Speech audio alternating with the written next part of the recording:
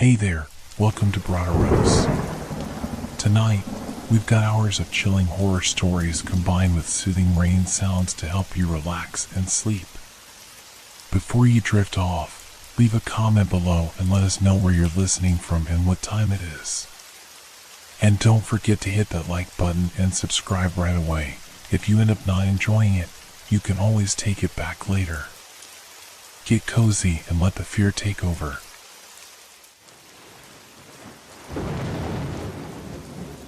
The Old Circus.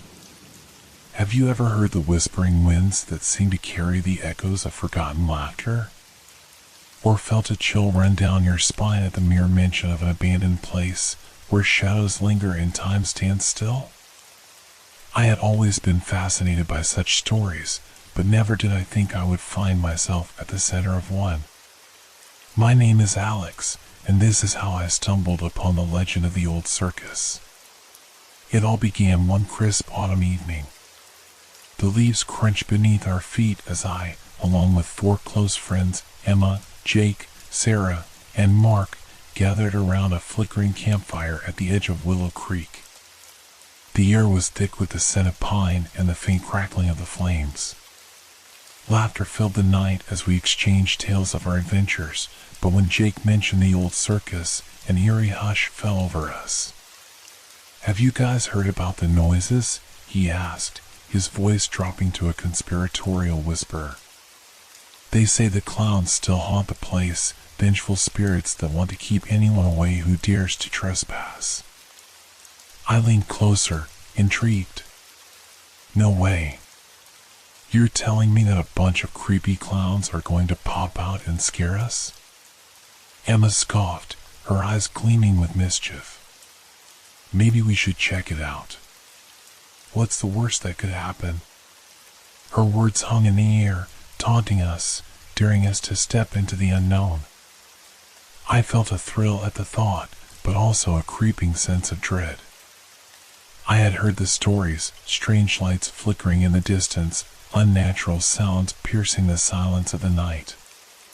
The Old Circus, long abandoned, was rumored to hold secrets that should remain buried.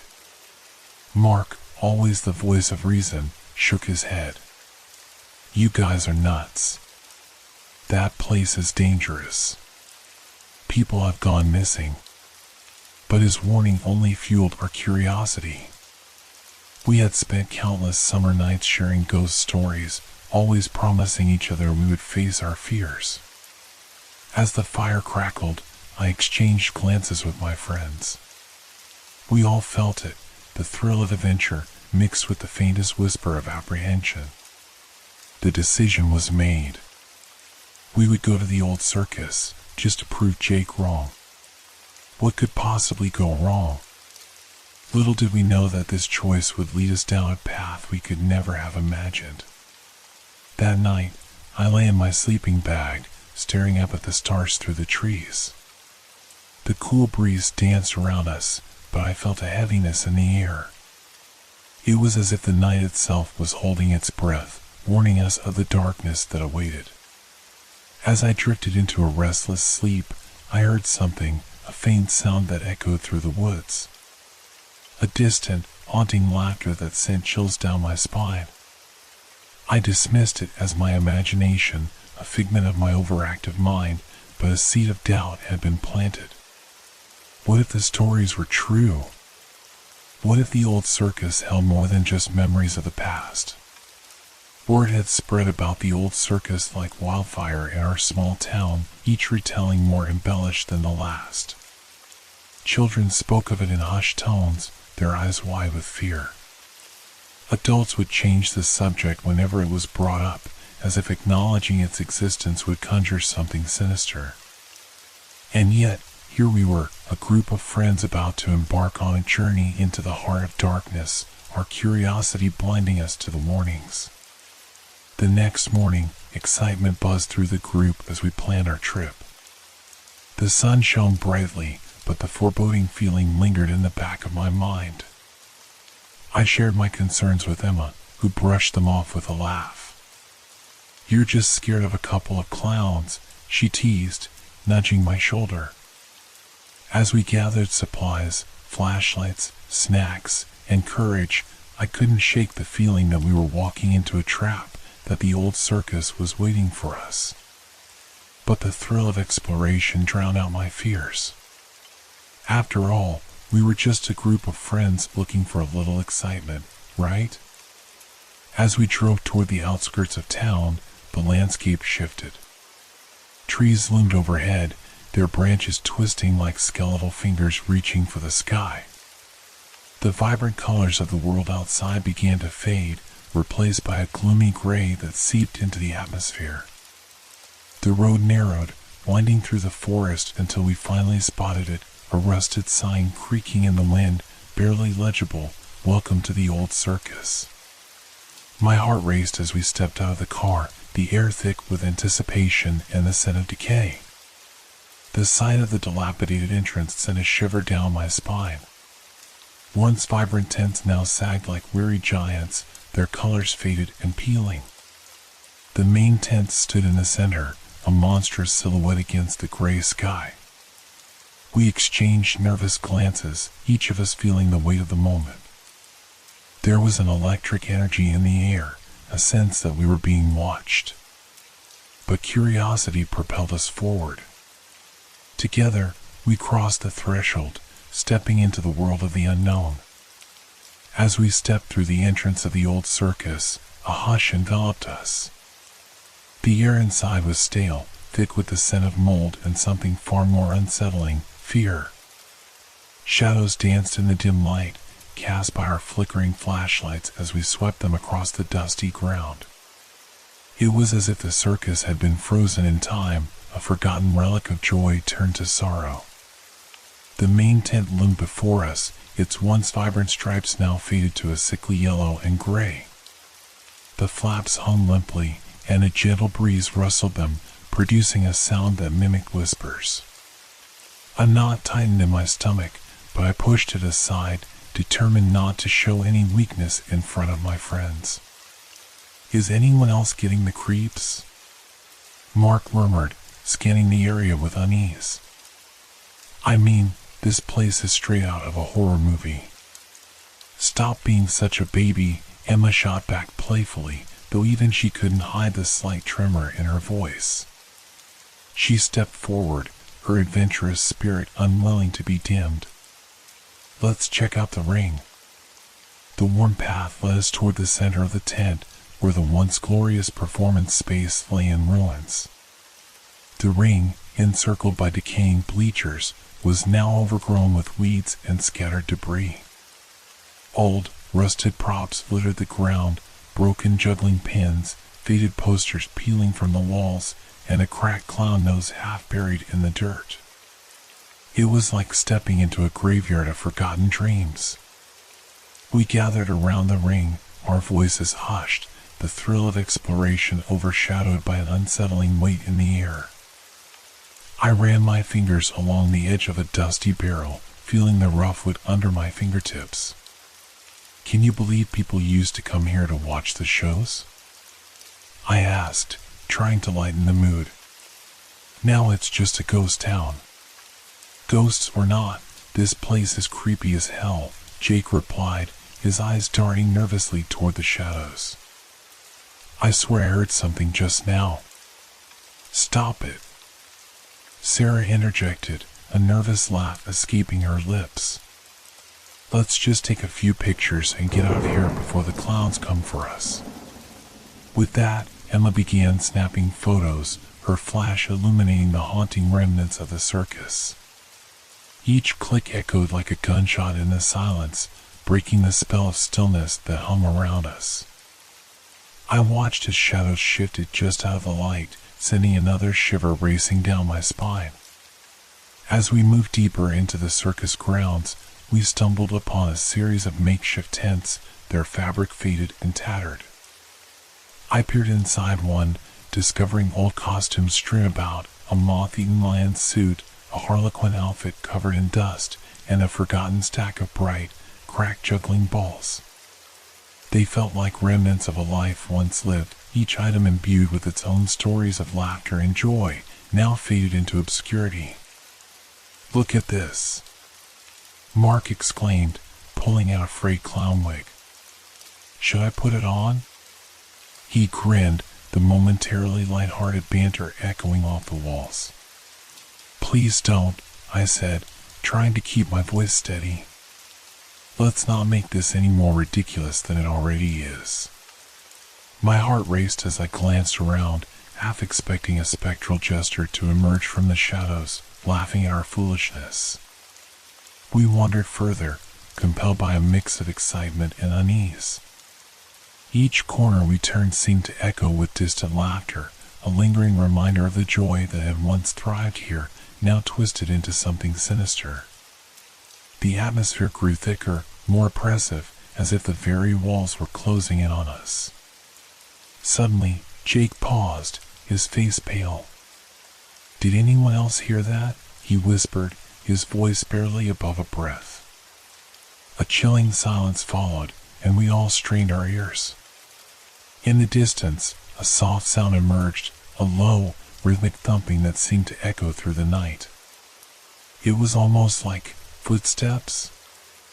I felt the hairs on the back of my neck stand on end as the sound grew louder, a sinister pulse that matched the quickening beat of my heart. We should go, I said, trying to sound more confident than I felt. Maybe this wasn't such a great idea after all. But before we could make our way back, a gust of wind swept through the tent, sending a shiver through us. The flaps billowed wildly, and for a brief moment it felt like some unseen force, was pushing us deeper into the heart of the circus. My pulse quickened as shadows danced in the corners of my vision, whispering secrets that sent chills racing down my spine. Let's just check out the old Ferris wheel, Sarah suggested, her voice wavering slightly. It's probably just the wind, right? With hesitant steps, we made our way towards the edge of the circus grounds, where the Ferris wheel stood like a giant skeleton against the gray sky. Rusted metal creaked ominously as we approached, the once bright colors now dulled and faded. The towering structure loomed above us, casting long shadows that twisted and turned in the fading light. Look at this place, Emma said, gazing up in awe. Can you imagine how amazing it must have been when it was still in operation? As we stepped closer, I caught sight of something out of the corner of my eye, a flicker of movement. I turned sharply, but whatever it was had vanished, swallowed by the shadows. I hesitated, unease crawling up my spine. Did you guys see that? I asked, my voice trembling slightly. See what? Jake responded, his brow furrowing. Nothing, I replied, shaking my head. I felt foolish for letting my imagination run wild, but the sensation of being watched refused to dissipate. As we climbed up to the platform of the Ferris wheel, the air grew colder, thick with anticipation. The view was hauntingly beautiful, stretching out over the decaying circus, now cast in shades of twilight. I tried to appreciate the moment, but the anxiety gnawing at my insides wouldn't let go. Suddenly, a distant laughter erupted from somewhere deep within the circus grounds. It was high-pitched and manic, echoing off the walls like a warped memory of joy. My heart raced, and the laughter seemed to wrap around me, chilling my blood. What the hell was that? Mark whispered, his voice shaky. Maybe it's just a prank, Emma suggested, though the uncertainty in her tone betrayed her bravado. But I knew better. The legends we had laughed off were now swirling around us, weaving a tapestry of fear that threatened to ensnare us. The laughter echoed again, louder this time, and we all exchanged terrified glances, the reality of our situation crashing down on us like a tidal wave. We need to leave, I said, my voice urgent. But before we could move, the laughter morphed into a cacophony of voices, each one more sinister than the last, wrapping around us like a cocoon of terror. And just like that, we were trapped in the old circus, caught in a web of our own making. The air thickened as the laughter swelled, echoing through the twisted remains of the circus. It was an unearthly sound, a dissonant melody that sent shivers down my spine. We were frozen, our breaths caught in our throats, as the sinister chorus surrounded us, a spectral audience relishing our terror. "Let's get out of here," Jake shouted, breaking the spell that held us in place. He turned to descend from the Ferris wheel, and the rest of us quickly followed, our hearts pounding in unison. The descent felt like an eternity, every creak of the rusted metal beneath our feet a reminder of how precarious our situation had become.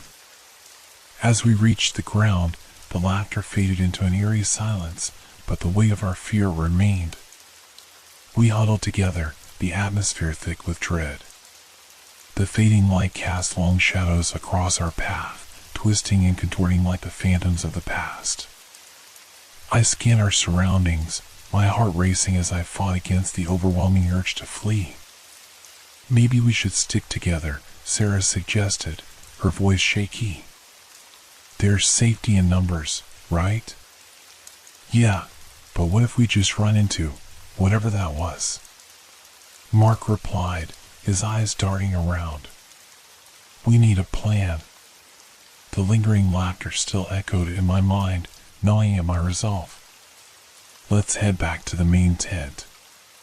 It feels like the heart of this place, and we can regroup there," I proposed, trying to sound brave despite the fear clawing at my insides. The others nodded reluctantly, and together we made our way back through the decaying grounds. The shadows seemed to stretch and dance around us, and with every step, I felt the eyes of the past upon us.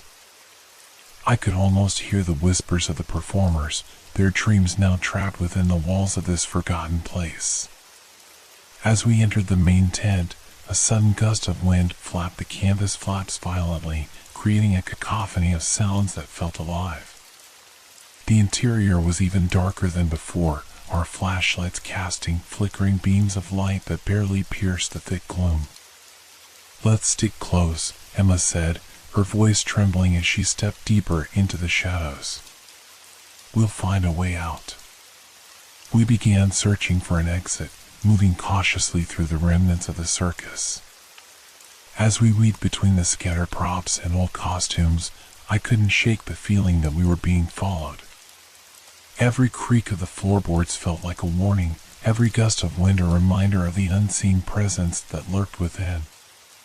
"Over here," Jake called out, pointing toward a dusty old curtain that hung at the back of the tent.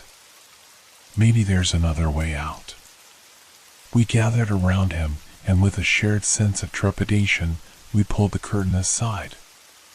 It revealed a narrow passageway leading into darkness, a tunnel of shadows that seemed to beckon us forward. The air was cold, and I felt a chill run down my spine as I stepped into the blackness, the flashlight beam barely cutting through the oppressive gloom. "I don't like this," Sarah whispered, her voice barely above a breath. "What if it leads to—" "I don't know, something worse?" "It's better than standing around waiting for whatever that was to find us," I replied, trying to sound reassuring. "We'll be fine as long as we stay together." We moved cautiously down the passageway, the sound of our footsteps echoing ominously. The walls were lined with remnants of the past, old posters depicting joyous clowns, dazzling acrobats, and exotic animals, all now faded and peeling. They seemed to watch us, their painted smiles twisted into grimaces in the low light. As we delved deeper into the bowels of the circus, I could feel the atmosphere change. The air grew heavier, thick with the weight of secrets long buried. Whispers flitted through the shadows, barely audible but tinged with a sense of urgency. The further we went, the more the feeling of being watched intensified, a sensation that made my skin crawl. "I can't take this anymore," Mark blurted out, stopping in his tracks. "We need to turn back. This place is wrong." Before I could respond, the ground beneath us shifted slightly, and I felt an uneasy rumble reverberate through the walls. It was as if the very foundation of the circus was awakening, stirring from its long slumber. My heart raced as I turned to face my friends, their expressions reflecting my own fear. Then came a sound that sent chills down my spine, a low, guttural growl that echoed through the darkness. It was followed by the unmistakable sound of footsteps, heavy and deliberate, creeping closer. Panic erupted among us as we scrambled to turn back, our hearts pounding in unison. "Run!" I shouted, and we bolted back down the passageway, our footsteps echoing like thunder.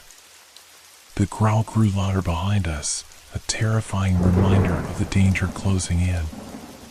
We emerged back into the main tent, breathless and wide-eyed. The dim light flickered ominously, and I quickly scanned our surroundings. The laughter had returned, echoing through the tent, now mixed with a chilling melody that felt all too familiar. "Where do we go?" Emma cried, her voice tinged with desperation. "The exit," I yelled, my heart racing as I pointed toward the flaps that led outside. But before we could move, the ground shook again, a violent tremor that sent us staggering. The sound of laughter morphed into something more sinister, a cacophony of voices that echoed through the tent. "You shouldn't have come here," they seemed to chant, their tones dripping with malice. In a moment of sheer panic, we dashed toward the exit, but as we reached the flaps, they suddenly slammed shut with a deafening bang, trapping us inside. The laughter rose to a fever pitch, and I felt the walls closing in, a claustrophobic grip that squeezed the breath from my lungs. "We're trapped," Jake yelled, his voice a mix of fear and anger. "What do we do?" In that moment of chaos, a flicker of movement caught my eye, a shadow darting across the tent. I turned just in time to see a figure, a clown with a painted face twisted in a grotesque grin, standing at the edge of the light.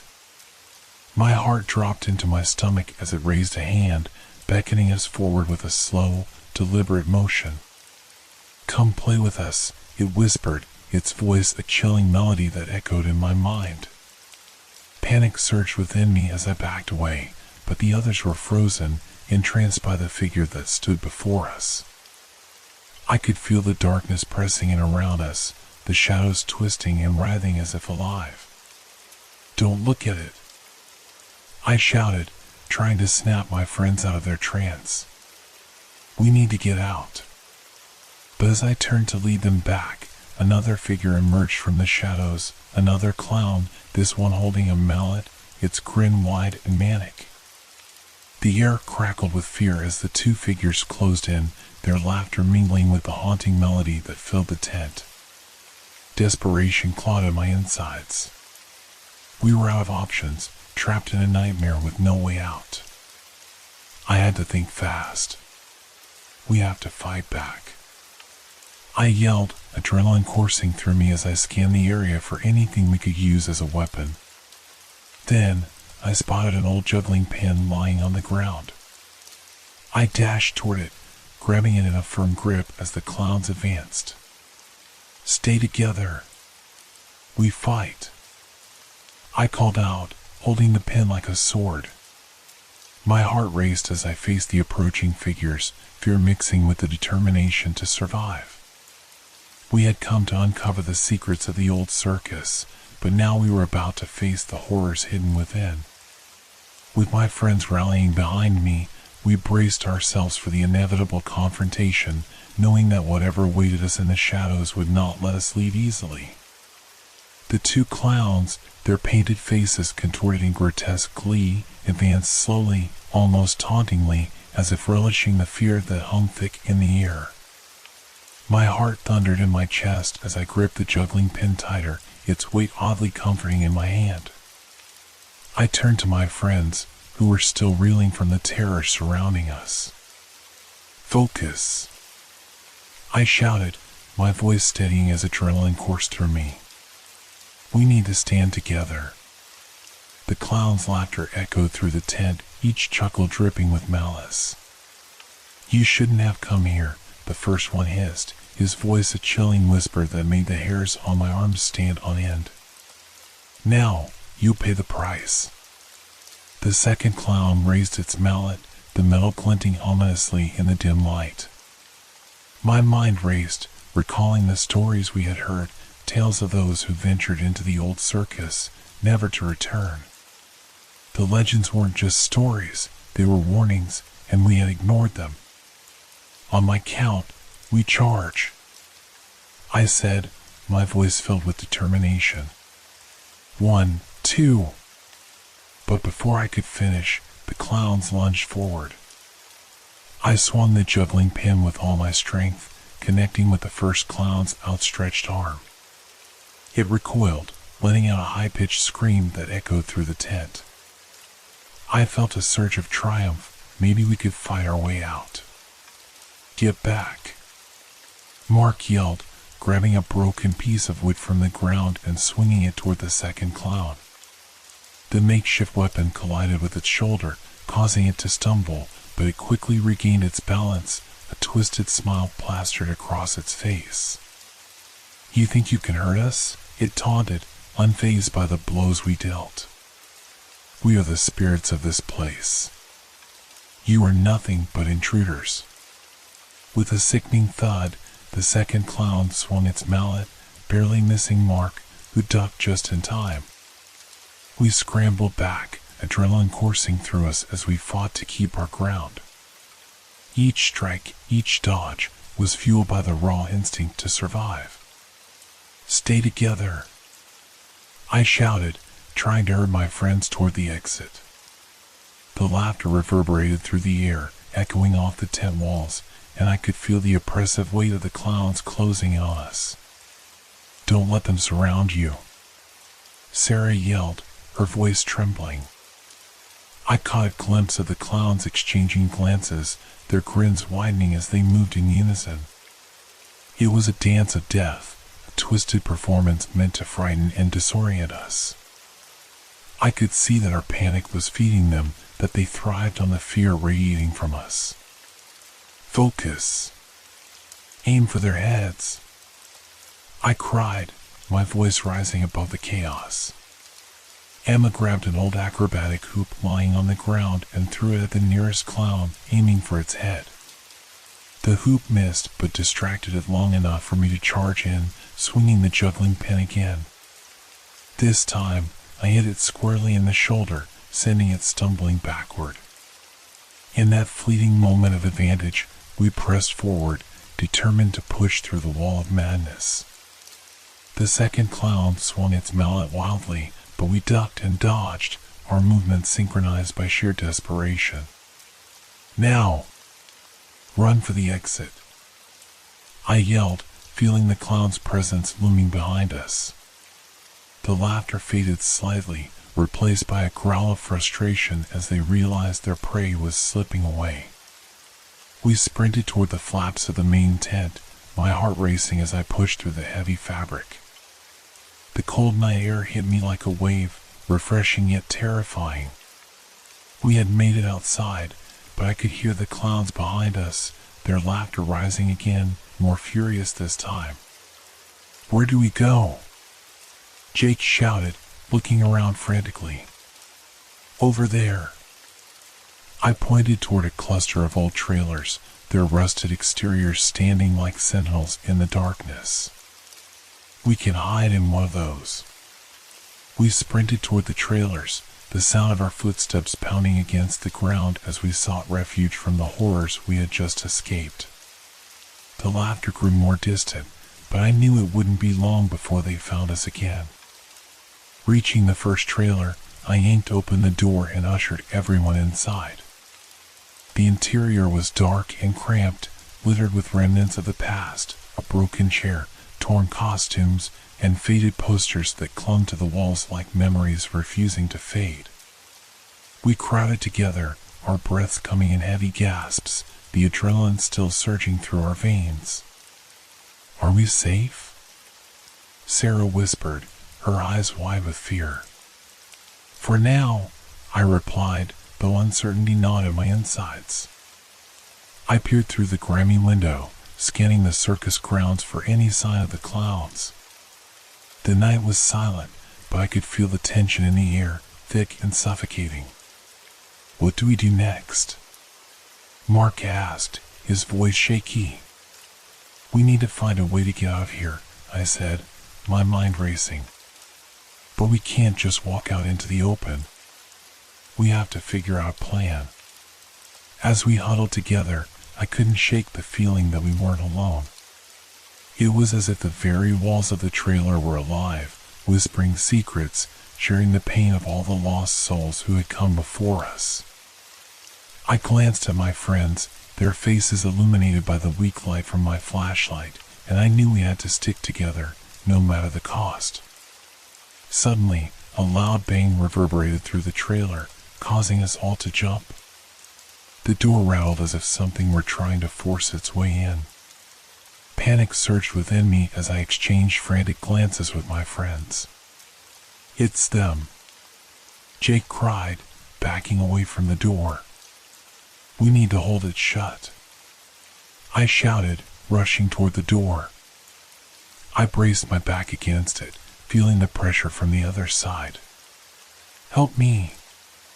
Mark joined me, pushing against the door with all his strength.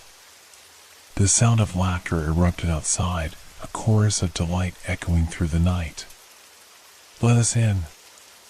We want to play," the clowns chanted, their voices a haunting melody that wrapped around us like chains. We pushed harder, desperation fueling our efforts, but the door rattled violently as the clowns began to pound on it, their manic laughter echoing in the confines of the trailer. "You can't escape us," they screamed, their voices laced with insanity. In that moment, I felt the weight of our situation crashing down on me. The old circus was alive, a monstrous entity that thrived on fear and despair. We had awakened something dark and sinister, and now it wanted us. "Where do we go?" Sarah whimpered, her voice barely audible over the chaos outside. I felt my heart racing, panic threatening to overwhelm me. "We have to find another way out. We can't stay here." Just then, I spotted a small window in the corner of the trailer, covered in grime and cobwebs. "We can escape through there," I exclaimed, adrenaline coursing through me. "Are you crazy?" "It's too small," Emma protested, her eyes wide with fear. "It's our only chance," I shouted back. "We have to do it." I rushed toward the window, shoving aside the debris that littered the floor. The laughter outside grew louder, more frantic, as the clowns sensed our desperation. I pulled at the window, feeling it resist for a moment before it finally gave way, swinging open with a creak that echoed through the trailer. "Quick! One at a time," I urged, my heart pounding in my chest. Mark was first, scrambling to climb through the narrow opening, his body wedged tightly as he pushed himself through. "Hurry!" I shouted as I glanced back at the door, the sounds of the clowns growing ever more frantic. When Mark finally squeezed out, I felt a rush of relief wash over me, but there was no time to celebrate. "Who's next?" I asked, glancing back at the door, which was starting to splinter under the relentless pounding. "I'll go," Sarah said, determination flashing in her eyes. She rushed forward, quickly navigating her way through the opening as I helped push her from behind. She tumbled onto the ground, and I could see the fear etched on her face. "Emma, go!" I yelled, shoving her toward the window. As she scrambled through, I turned back to the door, dread flooding my senses. It wouldn't hold much longer. "I'm coming, too!" I shouted, but before I could move, the door burst open with a thunderous crash. The two clowns stood there, their eyes wild with delight, as if they had just won a twisted game. The first clown's painted grin stretched impossibly wide, revealing teeth that glistened like knives. "You thought you could escape?" it taunted, stepping into the dim light of the trailer. "Go!" I yelled to Mark and Sarah, who were still outside, eyes wide in shock. "Run!" I felt a rush of adrenaline as I lunged for the window, pushing myself through as the clowns advanced. I could feel the cold air hit my skin, a stark contrast to the suffocating fear inside the trailer. Just as I made it through, I felt a hand brush against my ankle, a cold, clammy grip that sent a jolt of panic through me. "Get off me!" I screamed, kicking my leg back as I landed hard on the ground. I glanced back just in time to see the clowns reaching for me, their faces twisted in glee. "Run!" I shouted again, scrambling to my feet as I joined my friends, who were already sprinting toward the trailers. We dashed through the remnants of the circus, our hearts pounding, adrenaline coursing through our veins as we fought against the terror that threatened to consume us. The laughter echoed behind us, taunting and mocking, urging us to turn back. "Where do we go?" Emma cried, her breath coming in panicked gasps.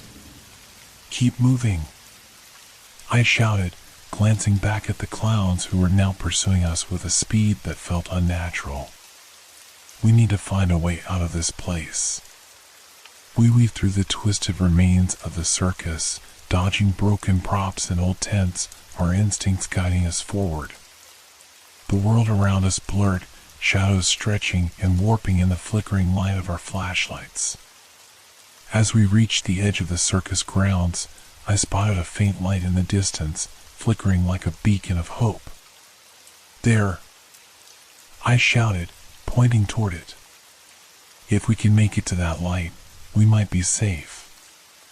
We sprinted toward the glow, feeling the weight of our fear pushing us onward. The laughter echoed behind us, a chilling reminder of the horrors we were escaping. But just as we neared the light, a cold gust of wind swept through the area, extinguishing the faint glow. Panic surged through me as darkness enveloped us once more. "No!" I cried out, dread sinking deep into my stomach. "Not now!" The laughter grew louder, swirling around us like a malevolent force. I turned to my friends, their faces pale with fear. "We have to keep moving," I urged, my voice hoarse with desperation. Suddenly, the shadows began to shift and twist, coalescing into familiar shapes, the clowns. They emerged from the darkness, their painted faces illuminated by the moonlight, eyes glinting with a predatory hunger. "Did you think you could escape?" one of them taunted, stepping closer, its grin widening. "You belong to us now." With a surge of adrenaline, we bolted in the opposite direction, the sound of their laughter chasing us into the depths of the night. The old circus was alive, and it was hungry for us. We sprinted through the darkness, each breath punctuated by fear, our footsteps echoing against the cold, hard ground. I could hear the laughter of the clowns, a cacophony of madness that chased us, growing louder and more insistent. It was a cruel reminder that we were not just running from a place, but from something that thrived on our terror. "Which way?" Mark shouted, his voice strained as we skidded to a halt at the edge of a sprawling expanse of overgrown grass, a graveyard of forgotten attractions. I scanned our surroundings, my heart racing as I fought to quell the rising panic in my chest. "Over there." I pointed to what looked like an old ticket booth, partially hidden by the tall grass. "We can hide inside." Without waiting for a response, I dashed toward the booth, my feet pounding against the earth as I pushed through the foliage. The booth stood like a solitary sentinel, its paint peeling and its windows shattered, a relic of happier times now left to rot in the darkness. We reached the booth, breathless and trembling. The door creaked ominously as I pulled it open, the rusted hinges protesting loudly. Inside, the air was thick with dust and the scent of mildew, remnants of a place once filled with laughter and joy. "Quick, get in," I urged, glancing over my shoulder as the echoes of the clown's laughter drew closer. We piled into the booth, huddling together in the dim light. The wooden counter was littered with faded tickets and old flyers, the remnants of a long-forgotten time. "Do you think they'll find us here?" Emma whispered, her voice barely above a murmur. I shook my head, trying to push down the fear that clawed at my insides. "They can't know we're here," I said, my voice firm but laced with uncertainty. "We need to stay quiet." We crouched in the booth, our breaths shallow as we listened intently. Outside, the laughter faded for a moment, replaced by the sound of shuffling footsteps. I felt the tension in the air, thick and palpable, as if the world itself were holding its breath. The clowns were searching for us, their sinister presence lingering just outside the booth. I pressed my back against the wall, my heart racing, as I glanced at my friends. Their faces were pale, eyes wide with fear, each of us gripped by the terror of the unknown. Suddenly, a loud crash echoed through the night, followed by the unmistakable sound of wood splintering. I gasped, feeling the adrenaline surge through me as I leaned forward, straining to hear. The clowns were tearing through the remnants of the circus, uprooting everything in their path. "They're getting closer," Sarah whispered, her voice trembling. I pressed my fingers against my lips, signaling everyone to remain silent. The noise outside grew louder, punctuated by the sounds of cackling and wild laughter. I closed my eyes for a brief moment, willing myself to remain calm, to think clearly. Then, in a chilling moment, the laughter stopped. An eerie silence enveloped us, making my skin crawl. I exchanged worried glances with my friends, and my mind raced with possibilities. Had they moved on? Or were they simply waiting for us to make a sound? After a few agonizing moments, I peeked through a crack in the booth's wooden slats. Outside, the circus grounds lay shrouded in shadows, the flickering lights of the attractions casting ghostly shapes across the grass. My heart sank as I spotted the clowns, standing just a few feet away, their heads tilted in unison, as if they were listening for any hint of our presence. "Where did they go?" one of the clowns growled, its voice low and menacing. "They couldn't have gotten far." "Maybe they're hiding," the other replied, its voice dripping with malice. "Let's play a game, shall we?" My breath caught in my throat as the first clown turned slowly, its gaze sweeping over the landscape. I could feel the intensity of its stare, as if it could see straight through the booth, straight into my soul. "What do you think we should do?" the second clown asked, its eyes glinting with wicked excitement. "Shall we make them come out and play?" My heart raced as the realization hit me. We were not safe here. They were toying with us, waiting for us to make a mistake. I turned back to my friends, who were watching me with wide, frightened eyes. "We can't stay here," I said urgently. "We have to find a way out, and we have to move now." Mark nodded, his face pale. "What's the plan?" I thought quickly, my mind racing as I considered our options. "We need to wait for a moment when they're distracted, then we make a run for it. There's a cluster of trees over there. We can hide among them." We all exchanged determined glances, the fear in our eyes now tempered with resolve. I felt a surge of hope, however fragile. If we could just make it to those trees, we might stand a chance. The silence outside stretched into a tense eternity. Just when I thought we might have a moment to breathe, a high-pitched giggle broke the stillness, followed by the sound of footsteps drawing nearer. "Let's see what's hiding in here," one of the clowns called, its voice mocking. The footsteps grew louder, echoing against the booth as I pressed myself against the wall, heart pounding.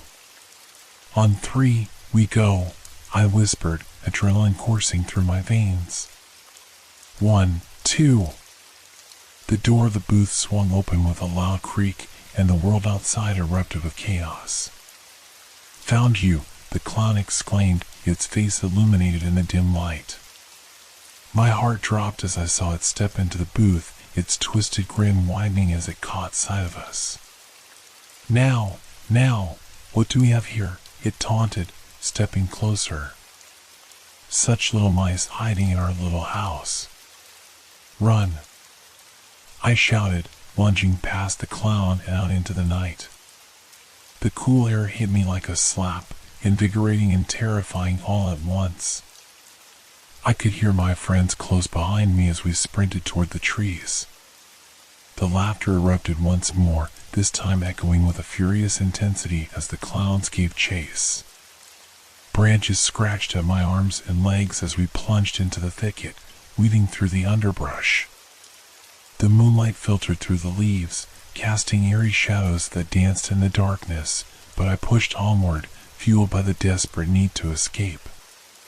The trees enveloped us, their trunks towering like ancient guardians. I glanced back to see the clowns still pursuing us, their laughter ringing out like a death knell. "You can't run forever," one of them screeched, its voice echoing ominously through the woods.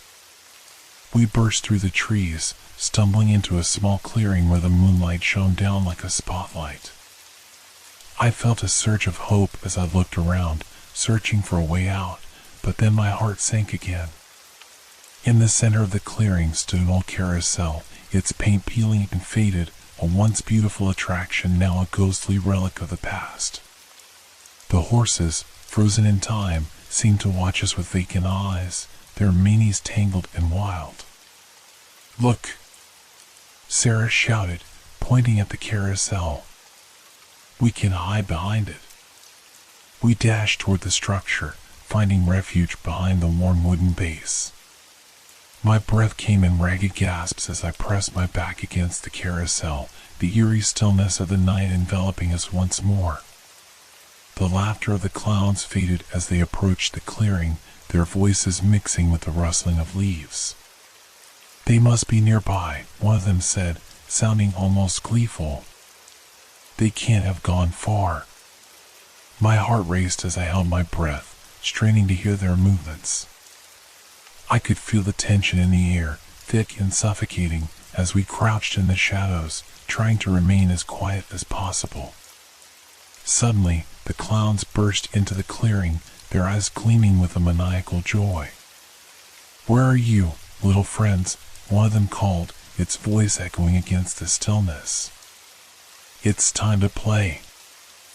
I felt a chill run down my spine as I exchanged terrified glances with my friends. "We have to do something," I whispered, my mind racing. "We can't just sit here." Just then, the first clown spotted the carousel, its eyes narrowing as it moved closer. "What's this?" "A pretty little ride?" it taunted, reaching out to touch one of the horses. Without thinking, I grabbed a small rock from the ground and hurled it toward the clowns, hoping to distract them. It hit the ground with a loud thud, and both clowns turned, their eyes narrowing as they focused on the sound. "Did you hear that?" the second clown hissed, its head cocked like a predatory animal. "Let's go see," the first replied, grinning maniacally. "Now's our chance." I hissed, turning to my friends. "We need to slip away while they're distracted." We crept around the back of the carousel, keeping low to the ground as we slipped through the shadows. The clowns were momentarily focused on the sound, their laughter fading as they moved away from us. We darted toward the trees on the other side of the clearing, the sound of our hearts pounding in our ears. But just as we thought we were in the clear, I heard a voice, chilling and mocking, call out behind us. "Did you really think you could escape?" It was the first clown, its laughter echoing through the night, wrapping around us like a noose. "This is just the beginning." I felt the panic rise again, a suffocating weight pressing down on me. Keep moving, I shouted, pushing my friends forward as we sprinted into the darkness of the woods. We stumbled through the trees, branches clawing our skin, the laughter of the clowns echoing around us, taunting us as we plunged deeper into the heart of the old circus. The shadows wrapped around us like a suffocating blanket, and I could feel the walls of fear closing in, squeezing the breath from my lungs. We were lost in a nightmare, and with every step, it felt like the darkness was pulling us deeper, swallowing us whole. The oppressive weight of the night pressed against us as we stumbled deeper into the woods, our breaths coming in ragged gasps. The laughter of the clowns echoed behind us, a relentless reminder that we were not alone. It was a taunt, a sinister invitation to turn back and face whatever horrors awaited us in the shadows. I could feel the cold sweat on my brow, mingling with the dirt and grime of the forest floor. My heart raced as we forged onward, adrenaline fueling our flight. We have to find somewhere to hide, I gasped, glancing over my shoulder. The trees loomed large, their gnarled branches reaching out like skeletal hands, trying to ensnare us in their grasp. Over there, Emma shouted, pointing to a thicket of dense underbrush ahead. We can lose them in there. With a burst of determination, we veered toward the thicket, forcing our way through the tangled vines and brambles. The sharp thorns snagged at our clothes and skin, but we didn't stop to care. I could feel the fear radiating off my friends, mingling with my own as we huddled together in the darkness. As we crouched in the thicket, I strained to listen for the sounds of our pursuers. The clowns' laughter had faded into a low murmur, but I knew they were still out there, waiting and watching. The silence was deafening, broken only by the sound of our ragged breathing. "What now?" Mark whispered, his eyes wide with fear. "Do we wait for them to pass?" I shook my head, glancing around our hiding spot. The underbrush provided some cover, but it felt like a flimsy shield against the terror lurking outside. "We can't stay here for long," I replied, my voice barely above a whisper. "We need to find a way out of this nightmare." Just as I finished speaking, the laughter erupted again, this time closer. "We know you're here," one of the clowns called, the voice dripping with mockery. Come out, wherever you are." The hair on the back of my neck stood on end as I felt a chill creep into my bones. My pulse quickened as I exchanged terrified glances with my friends. There was a sick thrill in their voices, a twisted excitement that sent shivers down my spine. "They're playing with us," Sarah said, her voice trembling. "They want us to come out." "We can't," I hissed, desperation clawing at my insides. "We have to be smart about this. If we wait, maybe they'll move on. Or maybe they'll get bored and decide to come looking for us," Emma added, her voice barely above a whisper. "We can't risk it." I glanced back at the shadows that danced just outside the thicket, the moonlight barely piercing the thick canopy of leaves. The clowns were still out there, and their laughter echoed like a twisted melody in my ears. I closed my eyes, taking a deep breath to steady myself.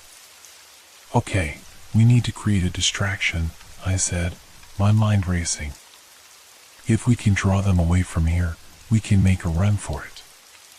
"What do you have in mind?" Mark asked, his voice low. "Let's use some of the broken branches and debris around us," I suggested. "We can throw something to make noise in the opposite direction. It might buy us some time." Nodding, we quickly gathered branches and stones from the underbrush, our hands shaking as we worked. The clown's laughter grew louder, echoing through the trees, the sound a chilling reminder of the danger we faced. "Are you ready?" I whispered, my heart pounding as I took a deep breath. On 3, we throw everything and run for the tree line. We huddled close, counting down in unison. 1, 2, 3. With all our might, we hurled the debris into the darkness, watching as it crashed against the trees, the sound echoing through the night. Now! I shouted, and we bolted from the thicket, sprinting toward the tree line. The laughter of the clowns erupted again, a furious mix of surprise and delight. "There they go," one of the clowns cackled. "After them." Panic surged through me as I pushed myself harder, the trees blurring past me as I focused on the path ahead.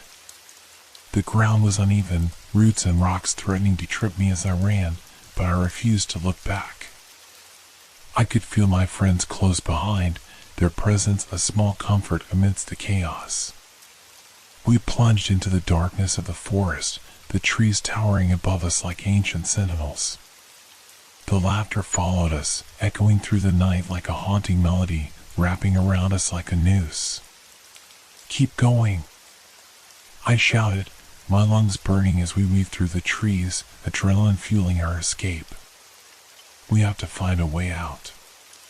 But the woods felt alive, twisting and turning as we ran, disorienting me as I struggled to maintain my sense of direction.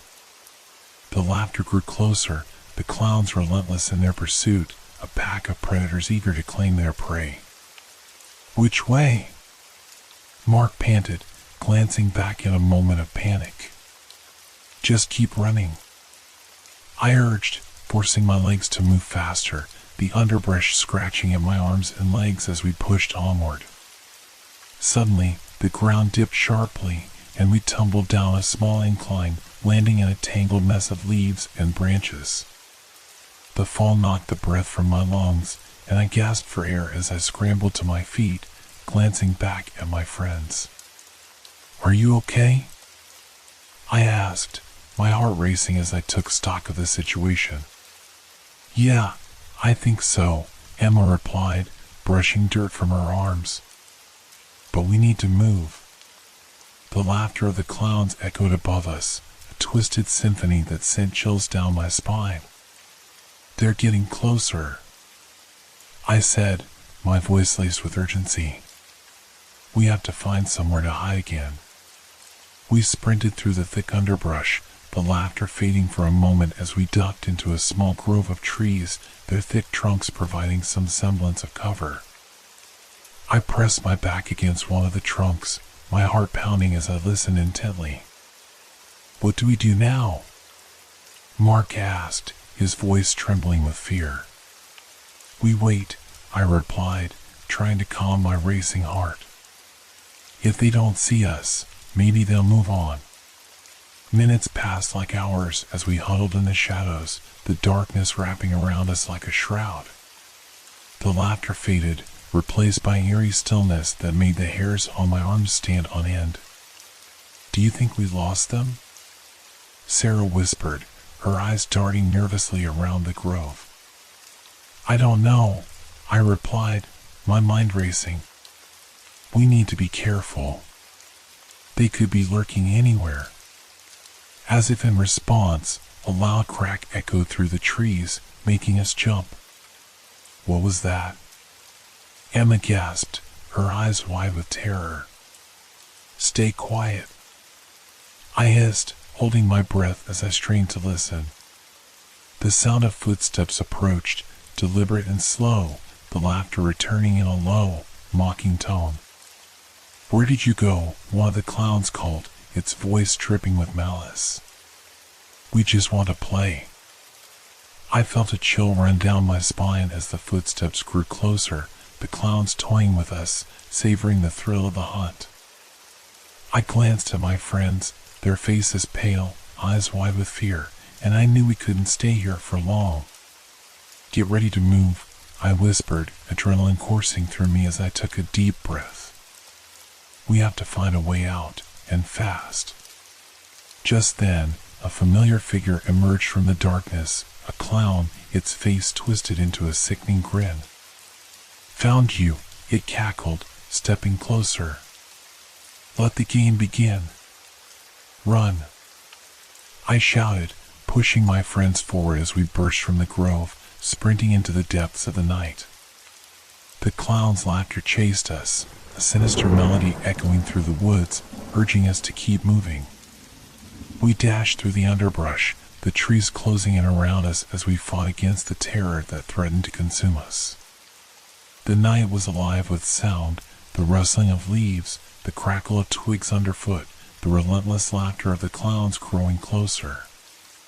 In that moment, I knew we were in a race against time, a desperate struggle for survival against forces beyond our understanding.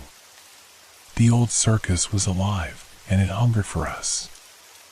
The air felt thick with tension as we pushed deeper into the forest, the clown's laughter ricocheting through the trees like a twisted echo of our own fears. I could hardly focus on the path ahead, my heart pounding a chaotic rhythm in my chest.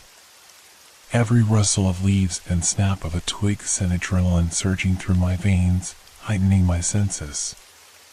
"Keep going," I urged, my voice strained with urgency. "We need to find a way out before they catch up." The terrain grew uneven beneath our feet, roots snaking across the ground like fingers reaching out to trip us. I stumbled, nearly losing my footing, but Mark was there, grabbing my arm to steady me. "Don't fall," he hissed, his eyes wide with fear. "Thanks," I muttered, adrenaline coursing through me as I pushed myself to run faster.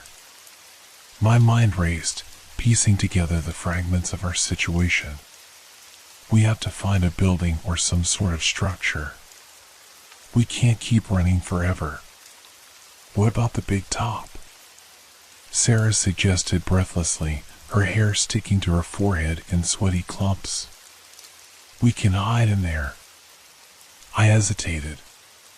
The big top was iconic, a symbol of the old circus, but it also felt like an open invitation to whatever horrors lurked within. What if it's a trap? I asked, my instincts warning me against it.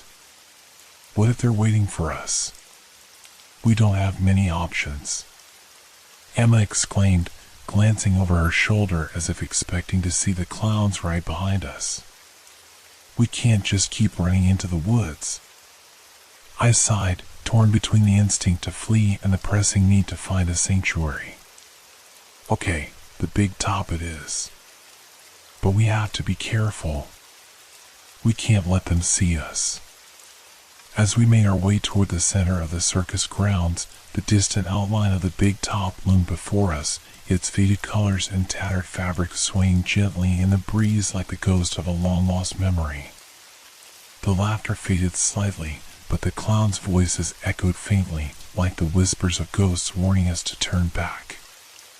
We ducked behind a crumbling wooden structure, its paint peeling and weathered, before making our way toward the entrance of the big top. The air around us felt charged with an otherworldly energy, thick and oppressive, as if the circus itself were alive and aware of our presence. "Is this really a good idea?" Mark whispered, his eyes darting nervously around the abandoned grounds. "No, but it's the only idea we have," I replied, my voice barely audible. "Just stay close and follow my lead." We crept closer, the entrance flaps hanging limply like a pair of ghostly curtains. I reached out to push them aside, but a sudden gust of wind sent them flapping wildly, as if urging us to enter. Taking a deep breath, I stepped inside, my heart racing with every passing moment. The interior of the big top was a stark contrast to the chaos outside. Dust danced in the pale moonlight filtering through the gaps in the fabric, and the air was thick with the scent of stale popcorn and old memories. The ring in the center stood empty, the remnants of past performances lingering like echoes of laughter. It felt like stepping into a forgotten world, one where the ghosts of performers long gone watched us with silent, judgmental eyes. "Where do we go?" Emma whispered, her voice barely a breath as we moved deeper into the tent. "Let's find something to barricade the entrance," I suggested, scanning the space for anything that might serve as a barrier. I spotted a stack of old crates in the corner, their edges worn and splintered. "Over there." As we rushed to the crates, the laughter outside faded further, replaced by a haunting silence that wrapped around us like a thick fog. I could feel the weight of the moment settling on my shoulders, an ominous foreboding that something was terribly wrong. We piled the crates against the entrance, our hands trembling as we worked together. Once we finished, we huddled together in the dim light, our breaths coming in frantic gasps.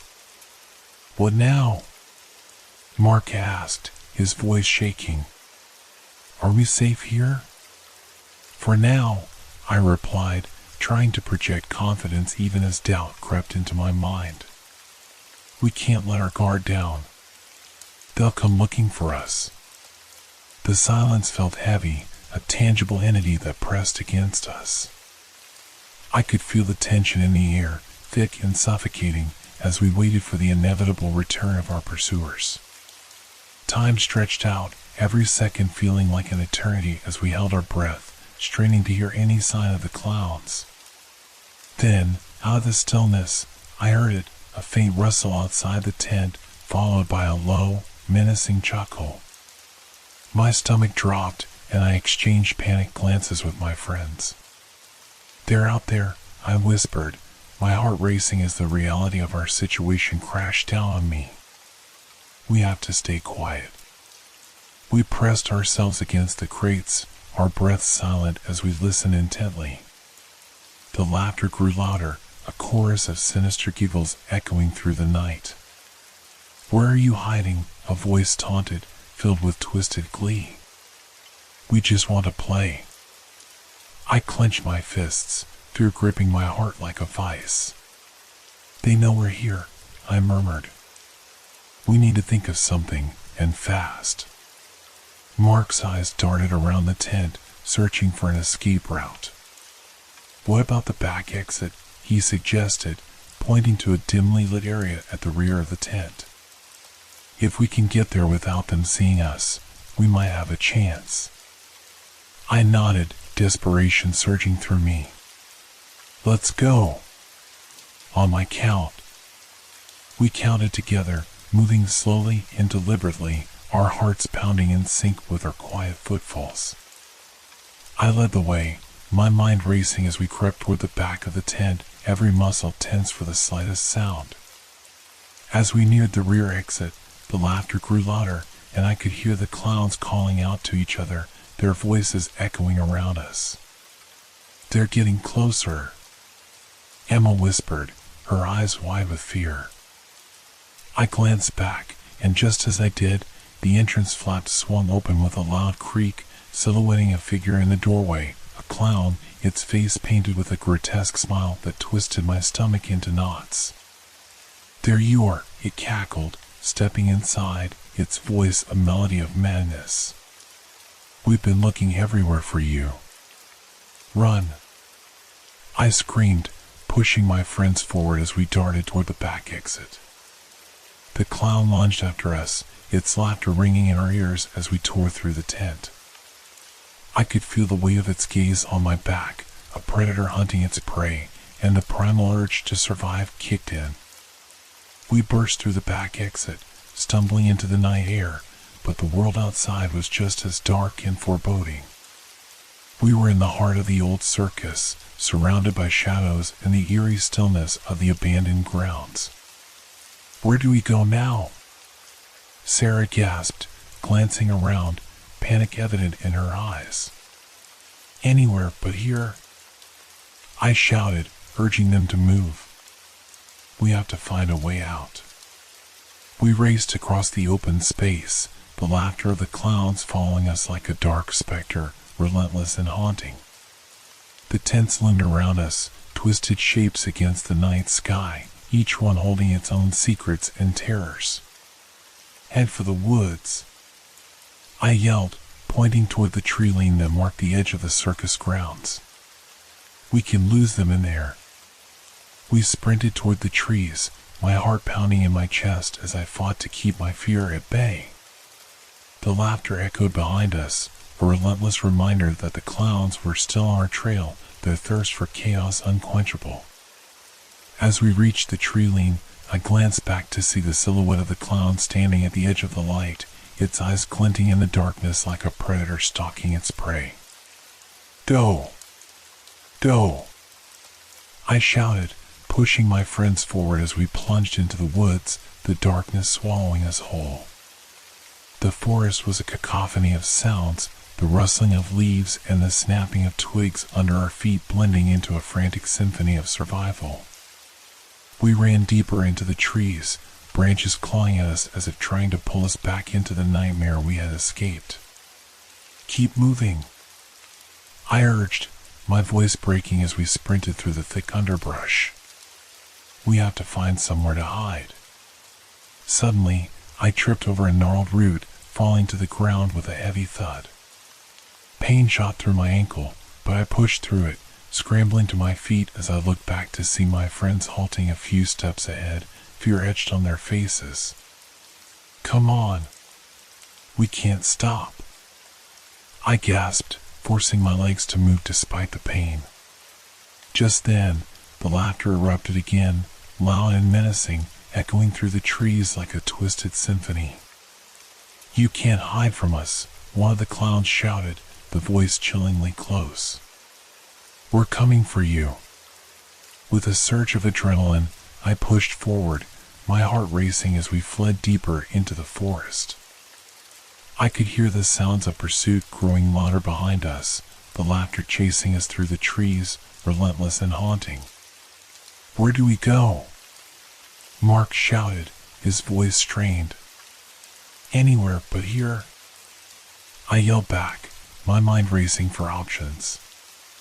We stumbled through the darkness, desperately searching for anything that might offer a glimmer of safety. The shadows around us felt alive, shifting and twisting as we ran, the trees standing tall like ancient guardians of a forgotten world. Suddenly, I spotted a faint light through the trees ahead, a flicker of hope amidst the encroaching darkness. "There!" I shouted, pointing toward the glow. "Let's head for the light." We pushed forward, fueled by the promise of safety, but as we drew closer, a sinking feeling settled in my gut. The light was too bright, too inviting in a place so steeped in dread. "What if it's a trap?" I muttered, doubt creeping into my mind. "Only one way to find out," Emma replied, her voice shaky but determined. We emerged into a small clearing, and the sight before us made my heart drop. A flickering campfire illuminated the area, surrounded by tattered remnants of circus tents and broken rides, the ghostly echoes of joy long gone. A chilling realization swept over me. We had stumbled into the heart of the old circus, a place where the lines between reality and nightmare blurred, and the echoes of the past lingered like a suffocating fog. "What is this place?" Sarah whispered, her voice trembling as she took in the scene. It's like a graveyard for the circus," I murmured, my heart pounding. "But it feels alive." As if on cue, the laughter erupted again, this time louder and more manic, reverberating around us as if the very air had turned against us. I felt a chill creep down my spine, my instincts screaming at me to run. "We need to get out of here," I shouted, turning back toward the trees. But before we could move, the ground shook beneath us, and the shadows around the campfire seemed to ripple and twist. A figure emerged from the darkness, its painted face a grotesque mask of glee, the unmistakable silhouette of a clown. "Welcome to our little party," it cackled, its voice dripping with malice. "You're just in time for the show." I felt my heart drop as more figures appeared, their laughter echoing through the clearing, a haunting chorus of madness. Panic surged through me, and I turned to my friends, fear reflected in their eyes. "We have to fight. We can't let them take us," I yelled, adrenaline fueling my resolve.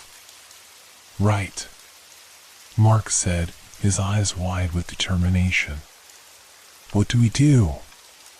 "Grab anything," I shouted, my heart racing as I scanned the clearing for something, anything we could use as a weapon. We'll make a stand. As the clowns closed in, I knew we were standing at the precipice of a nightmare, the old circus drawing us into its clutches. We had to fight, to survive against the madness that awaited us. With a surge of adrenaline, I grabbed a broken branch from the ground, its rough edges a small comfort against the terror.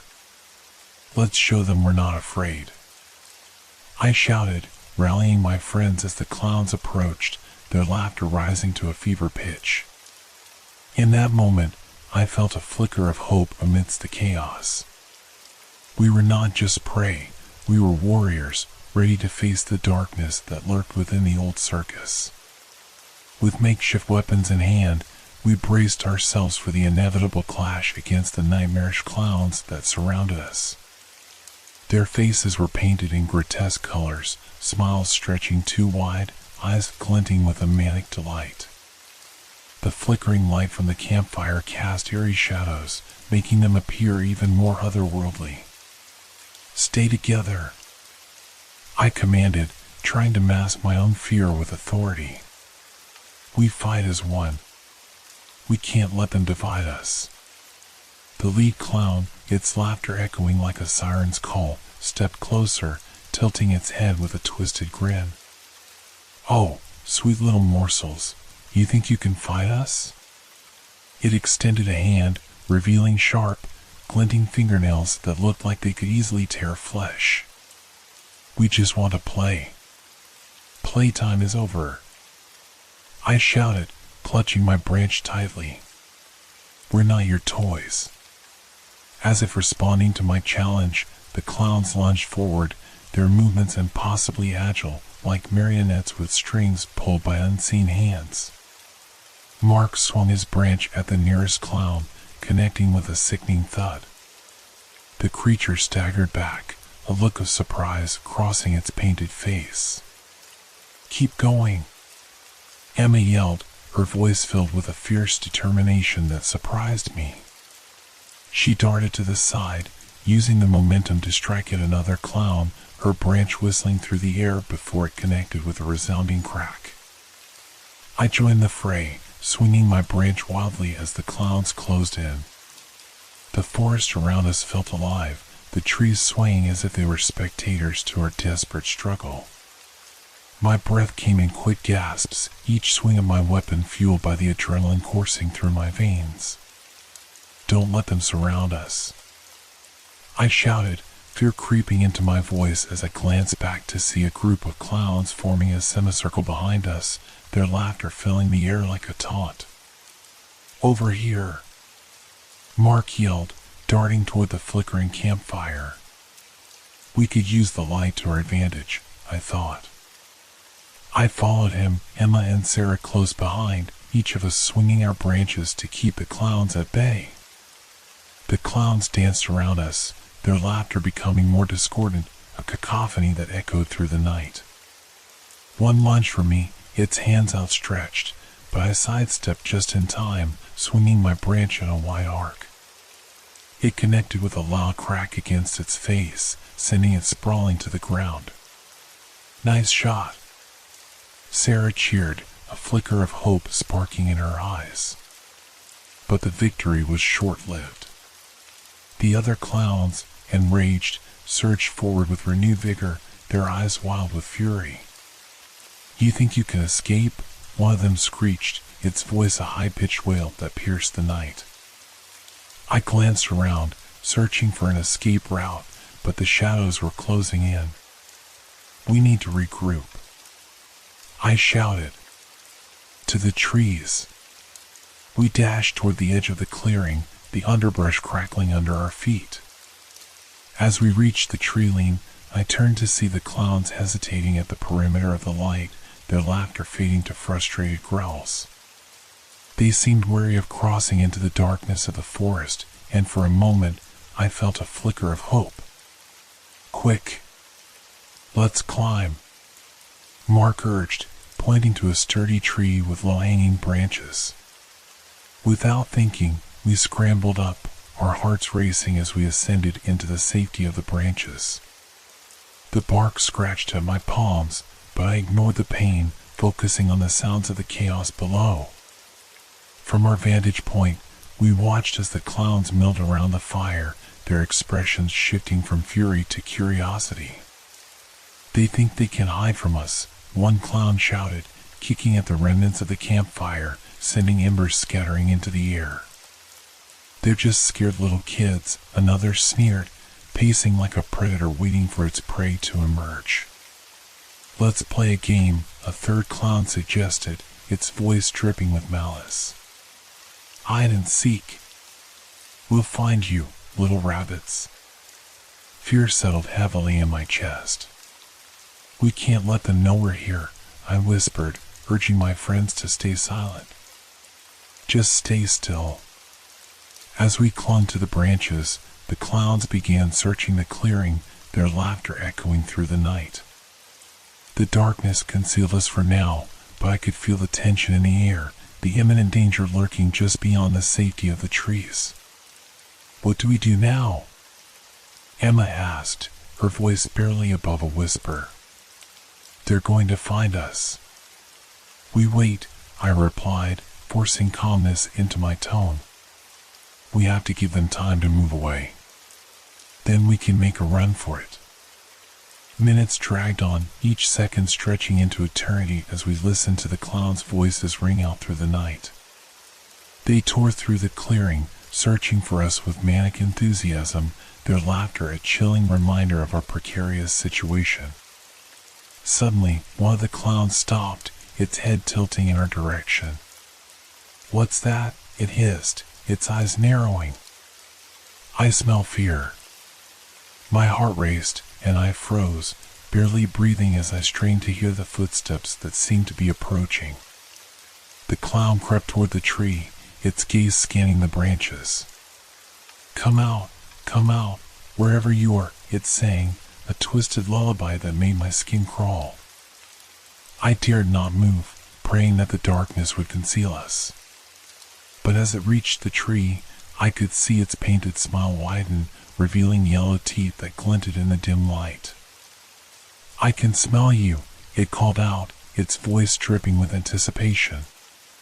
"Stay quiet." I hissed at my friends, hoping to keep them still. But the clown's laughter echoed around us, and I could feel the terror building in my chest, a suffocating weight that threatened to swallow me whole. The clown circled the tree, its hands gripping the trunk as it peered up into the branches. "You can't hide from me," it screeched, its voice rising to a frenzy. "I'm going to find you, and then the fun will really begin." I exchanged panicked glances with my friends, fear etched on all our faces. This was not just a game, this was a matter of survival. "We have to make a break for it," I whispered urgently. "When I say go, we run." Just as I was about to give the signal, the clown's attention was drawn away by a sound from the clearing, a rustle in the bushes, a low, ominous growl. Its head snapped in that direction, momentarily distracted. "What's that?" it said, eyes narrowing as it shifted its focus. Now was our chance. "Go!" I shouted, leaping from the tree with my friends right behind me. We hit the ground running, adrenaline surging through our veins as we sprinted into the darkened forest. I could hear the clown screeching in frustration behind us, its laughter turning into a furious roar. "Come back. The game isn't over yet." We dashed through the trees, limbs reaching out to snag at our clothes, but we pressed on, driven by the primal instinct to survive. The laughter echoed behind us, but we couldn't look back. We had to keep moving. The trees thinned as we pushed deeper into the forest, the moonlight breaking through the canopy above. I could see the outline of a narrow path ahead, a potential way out of the darkness. "There!" I yelled, pointing toward the opening. We surged toward the path, our hearts racing as we ran, but just as we reached it, a figure emerged from the shadows, a clown, its eyes glinting with malicious delight. "Where do you think you're going?" it taunted, blocking our way. We skidded to a halt, fear flooding my veins.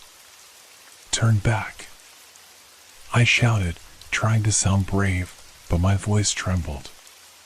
"Don't be shy," the clown laughed, its grin stretching impossibly wide.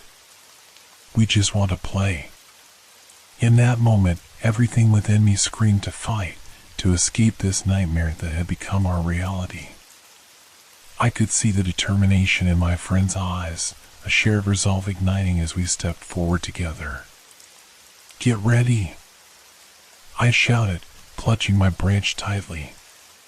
But just as we prepared to confront the clown, it lunged forward, faster than I could react. "You're it cackled, reaching out with its claw-like hands. In a blur of motion, Mark swung his branch, colliding with the clown's side. The creature staggered back, a look of shock spreading across its face. "How dare you!" it screeched, its laughter turning to rage. "Run!" I yelled, adrenaline surging as we darted past the stunned clown, racing down the narrow path. We could hear the fury of the others echoing behind us, the sound of their footsteps pounding against the ground. We dashed down the path, fear propelling us forward as we raced into the night. The darkness enveloped us, but the echoes of laughter and madness faded behind us. We were still alive, still fighting.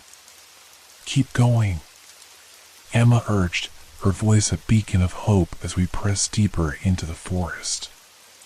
"We have to find a way out." I nodded, determination hardening within me. We couldn't give up now. We had to find a way to escape this nightmare. The old circus was not going to claim us. As we plunged into the night, we knew that the true horror was far from over, and the clowns would stop at nothing to hunt us down. But we were ready to face whatever awaited us, united in our fight for survival.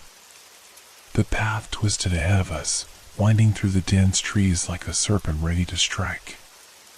Branches clawed at our clothes, the night air thick with the smell of damp earth and decaying leaves. I could still hear the echo of manic laughter behind us, a chilling reminder that we were being hunted. Each step felt heavy, the weight of dread pressing down on my chest like an iron vice. "Do you think we lost them?" Sarah gasped, glancing back over her shoulder. Her eyes were wide with fear, and I could see her trembling despite her determination to keep moving. "I don't know," I admitted, forcing my voice to remain steady. "But we can't stop.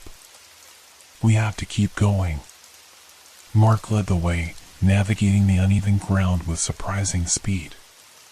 "There," he shouted, pointing to a faint outline of a structure peeking through the trees ahead. "It looks like an old building. Maybe we can hide in there." Hope surged through me as we sprinted toward the silhouette. As we drew closer, the building took shape, a dilapidated shack, its wooden walls warped and covered in vines. The windows were shattered, black holes that stared out at us like empty eyes.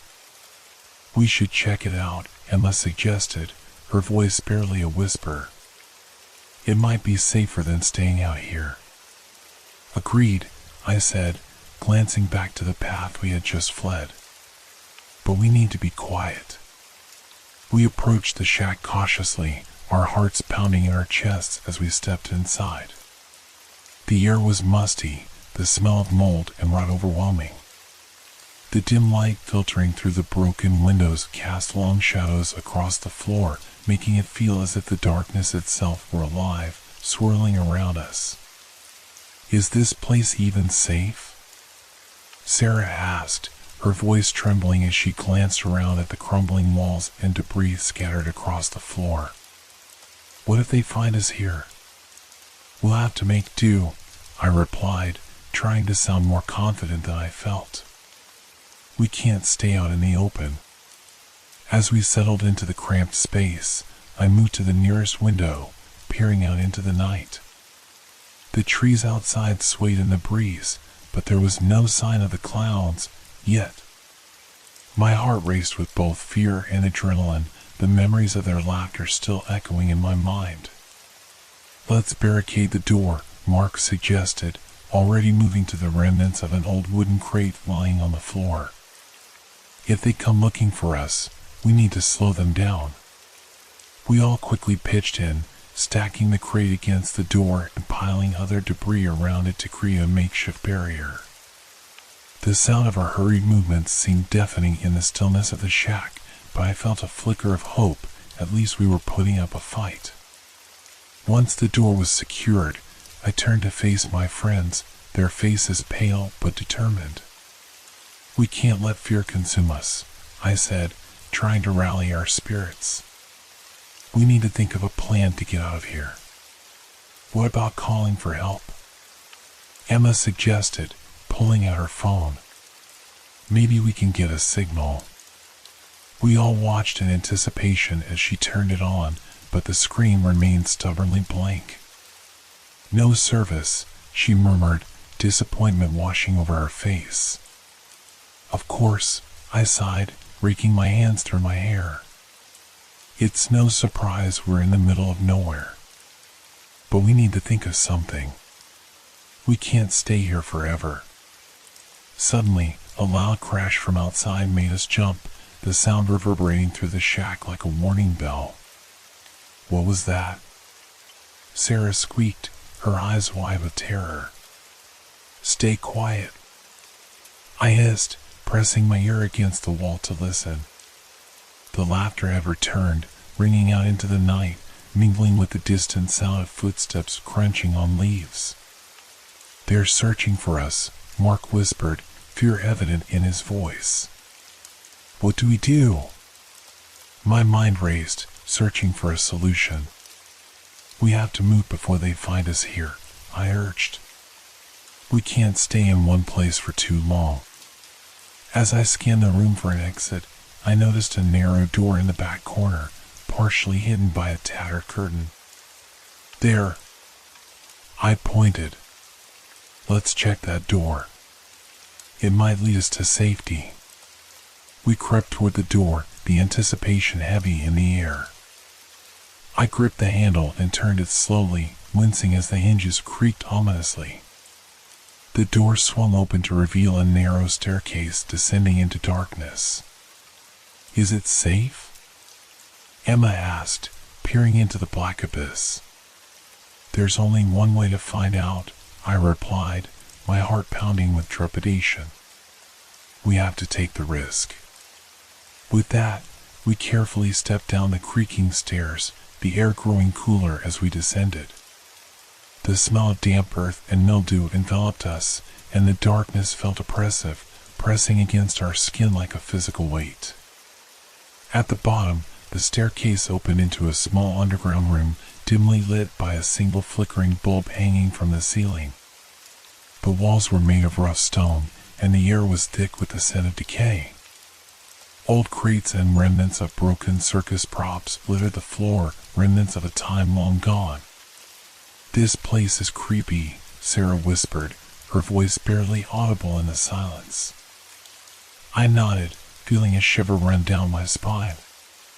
"We should search for another way out," I suggested, scanning the room for any potential exits. As we rummaged through the debris, I couldn't shake the feeling that we were being watched, an instinctual awareness that something was lurking just out of sight. Every rustle of the wind above, every creak of the old wood, heightened my anxiety. Suddenly, a loud crash echoed from the staircase, making us jump. "They found us!" Mark yelled, eyes wide with panic. "We have to get out of here. Quick!" I shouted, darting toward a wooden crate that looked sturdy. "Help me move this. We need to block the door." We scrambled to push the crate against the staircase, our breaths coming in frantic gasps. As we worked, I glanced back at the door, the shadows shifting ominously. "Hurry!" I urged. With a final shove, We managed to block the door just as another crash resonated from above, the sound of heavy footsteps thudding against the floorboards. The clowns were closing in. "This isn't going to hold for long," Emma exclaimed, her eyes wide with fear. "Look." Sarah pointed to the far wall. "There's a tunnel." I followed her gaze and saw a narrow opening hidden behind a pile of old props. "We can fit through there," I yelled. "Let's go." We hurried toward the tunnel, our hearts racing as the crashing sounds from above grew louder. The space was cramped and dark, but we didn't have time to hesitate. "Get in," I urged, shoving the first of us through. One by one, we crawled into the tunnel, the rough edges of the stone scraping against our skin. The air was cool and stale, but the claustrophobic space felt like our only chance at escape. As we crawled deeper into the darkness, I could hear the clowns above us, their laughter echoing in a maddening symphony. "We can smell you," one of them cackled, the sound sending chills down my spine. "You can't hide forever." We pressed on, the tunnel narrowing until it felt as if the walls were closing in around us. Each inch felt like a step further into the unknown, but we had no choice. We had to keep moving. Finally, after what felt like an eternity, we saw a faint glimmer of light ahead. "There!" I exclaimed, my heart racing. "Let's go!" We scrambled toward the light, emerging into a small clearing that opened up into a wild, overgrown garden. The moonlight bathed the area in an ethereal glow, illuminating the remnants of old circus equipment, rusted carousels, tattered tents, and faded banners that whispered tales of laughter and joy. "Are we safe?" Mark panted, glancing around nervously. "I don't know," I replied, feeling a mix of hope and dread. "But we have to keep moving. We can't stop now." As we stepped further into the clearing, I heard the laughter again, echoing through the trees like a sinister wind. The clowns were still out there, still hunting us. "Where do we go from here?"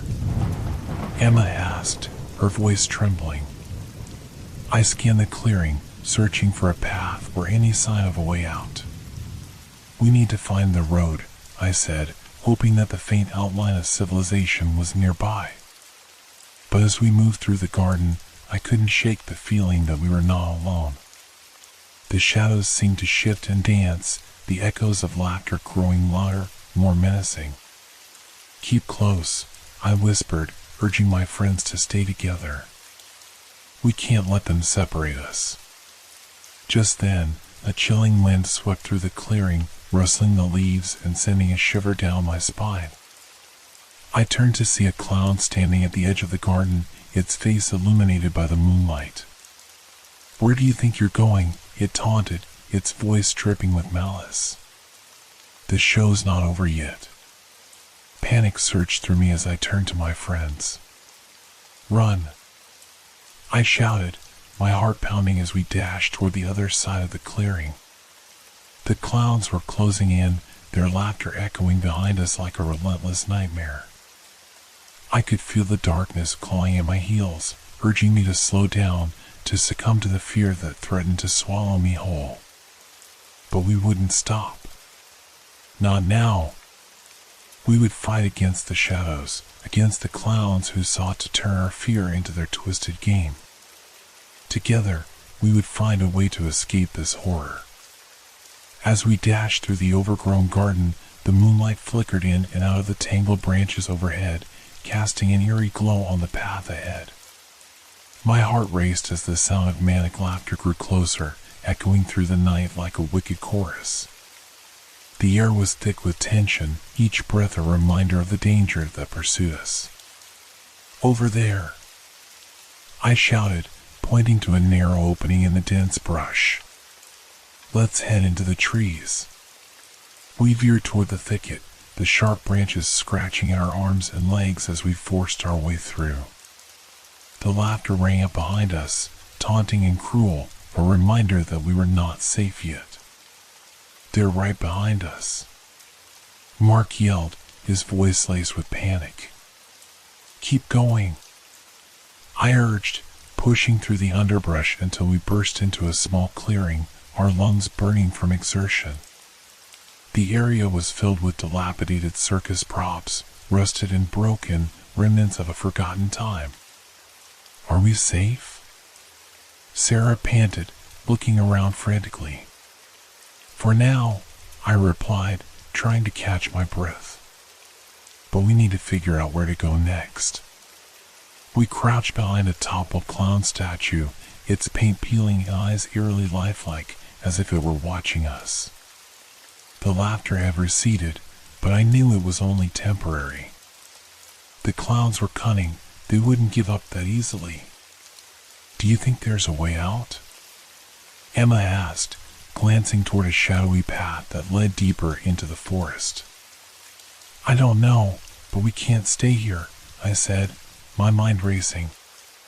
"If we keep moving, we might find a road or something. We just have to stick together."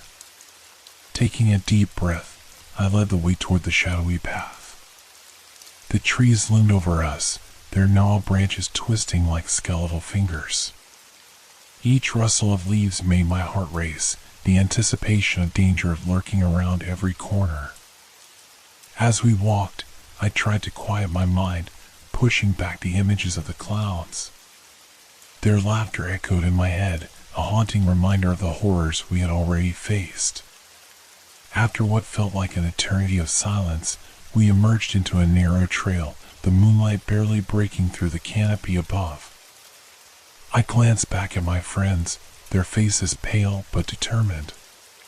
"Stay close," I reminded them, my voice a whisper. "We can't let them separate us." As we pressed on, the atmosphere shifted. The once familiar sounds of the forest faded, replaced by an oppressive silence that made my skin crawl. I felt as if we were being watched, the weight of unseen eyes following our every move. Suddenly, Sarah stopped, her expression frozen in terror. "Do you hear that?" she asked, her voice trembling. I strained to listen, and then I heard it, a low, rhythmic sound that seemed to pulse through the ground beneath our feet. It was a drumming, like the beat of a distant heart. My instinct screamed that it was a warning. "Let's keep moving," I urged, nudging Sarah forward. "We have to get out of here." But as we continued down the path, the drumming grew louder, resonating in the air like a foreboding omen. The shadows deepened around us, and I could feel the atmosphere thickening, pressing in on us like a heavy fog. "We should turn back," Mark suggested, his voice shaky. "This doesn't feel right." "We can't," I replied firmly. "We have to push through. There has to be an end to this." We pressed on, the drumming now vibrating through our bones. As we reached a clearing, the moonlight broke through the trees, illuminating a horrifying sight, an old carnival tent, its fabric tattered and stained, flapping in the cold night air. The tent stood ominously in the center of the clearing, a relic of joy turned into a macabre symbol of our nightmare. "What is that doing here?" Emma whispered, her eyes wide with fear. "I don't know, but we should check it out," I said, my curiosity overcoming my fear. "Maybe there's something inside that can help us." Cautiously, we approached the tent, the drumming growing louder with each step. The entrance flapped in the wind, revealing a dim interior filled with shadows. I could feel my heart pounding in my chest as I stepped inside, the air stale and heavy with the scent of mildew. The interior was a chaotic mess of broken chairs, discarded costumes, and old props. In the center stood a makeshift stage, its once vibrant colors now faded and peeling. The drumming pulsated from within the shadows, a haunting rhythm that sent chills down my spine. "We shouldn't be here," Sarah said, her voice quivering. "This place feels wrong." "Just a little longer," I urged, scanning the darkness for anything useful. We need to find something we can use as a weapon. As I rummaged through the debris, I stumbled upon an old clown nose, rubbered and worn. It was a reminder of the laughter that had filled the circus before it became a haunted shell of its former self. I tossed it aside, searching for something more substantial. Just then, a chilling sound echoed from the back of the tent, a voice, warped and sinister. "Welcome, welcome to the show," it crooned, dripping with mockery. "We've been waiting for you." My blood ran cold. "We need to get out," I shouted, turning to my friends, but it was too late. The shadows began to shift, and from the darkness emerged figures draped in ragged clown costumes, their faces painted in grotesque smiles. "Stay back," I yelled, backing away as my friends huddled close. "Don't be afraid," one of the clowns said, its voice sweet but laced with malice. "We only want to play. Get away from us." Mark shouted, pushing Emma behind him as the clowns advanced, their laughter ringing out like a death knell. Panic surged through me as I realized we were trapped, the entrance to the tent blocked by the horde of clowns. I looked around frantically for an escape route, but the only way out was the way we had come. "Run!" I screamed, shoving my friends toward the back of the tent. "We have to find another way out." As we sprinted deeper into the shadows, the clowns' laughter grew louder, reverberating off the walls. "You can't escape the show," one of them howled, and I could feel their breath on my neck, hot and stinking of decay. We stumbled over debris, the darkness closing in around us. I could hear their footsteps pounding behind us, relentless and unforgiving. The drumming echoed in my ears, a maddening rhythm that matched the frantic beating of my heart. Finally, we burst through a flap at the back of the tent and stumbled into another clearing, gasping for breath. But our relief was short-lived. We were still trapped in the nightmare of the old circus. "We need to find a place to hide," I gasped, glancing around for any sign of safety. The clearing was littered with remnants of broken carnival rides, their rusty skeletons looming like ghosts in the moonlight. "There!" Emma pointed to a large, overturned carousel. "We can hide underneath it." We hurried toward the carousel, its chipped horses frozen in time, their painted eyes staring vacantly into the void. As we squeezed beneath the structure, I held my breath, listening to the sounds of the clowns as they searched for us. The laughter faded into the distance, replaced by the unsettling thud of footsteps, closer and closer. "They're coming," I whispered, the panic rising within me. "We can't let them find us," Sarah said, her voice barely above a whisper. As we huddled beneath the carousel, I could feel the weight of dread settling over us. The sounds of the night faded into an eerie silence, and I wondered if we would ever escape this cursed place. But even as fear threatened to consume us, I couldn't help but feel a flicker of determination. We had made it this far, and we wouldn't give up. We would find a way out of the old circus, no matter what it took. As we lay beneath the carousel, the metallic scent of rust mingled with the damp earth, creating an unsettling atmosphere that made my skin crawl. I strained to hear the sounds of the clowns, but all that met my ears was the heavy silence that blanketed the clearing. It felt as though the world had frozen around us, holding its breath in anticipation of what would happen next. "Do you think they saw us?" Mark whispered, his voice shaky with fear. "I don't know," I replied, trying to steady my racing heart. "But we can't stay here for long. They'll come back." The weight of darkness pressed down on us, amplifying the tension that had settled in the air. I could feel the coldness creeping into my bones, the fear gnawing at my mind. How did we get here? A group of friends seeking adventure, now reduced to terrified fugitives hiding from twisted clowns in a haunted circus. Suddenly, a burst of laughter echoed through the clearing, causing my heart to leap into my throat. "They're playing hide and seek," one of the clowns taunted, the voice warped and menacing. "And we're going to find you."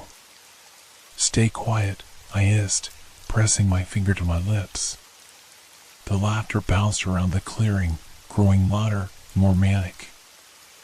I could picture them, roaming the area like wolves on the hunt, searching for any sign of movement. The carousel creaked above us, a low groan that seemed to mock our fear. The painted horses swayed gently, their lifeless eyes reflecting the flickering shadows cast by the moon. Each sound felt amplified, a reminder of our vulnerability. Then, to my horror, the laughter drew closer. come out, wherever you are." The voice echoed around us, chilling me to the bone. I could almost picture the clowns, their painted smiles stretching wider, eyes gleaming with malice. "We can't let them find us," Emma whispered urgently. "What do we do?" "We need a plan," I said, trying to quell the rising panic. "If they find us, we're done for." Just then, I spotted a faint glimmer of light filtering through the shadows, breaking through the trees on the other side of the clearing.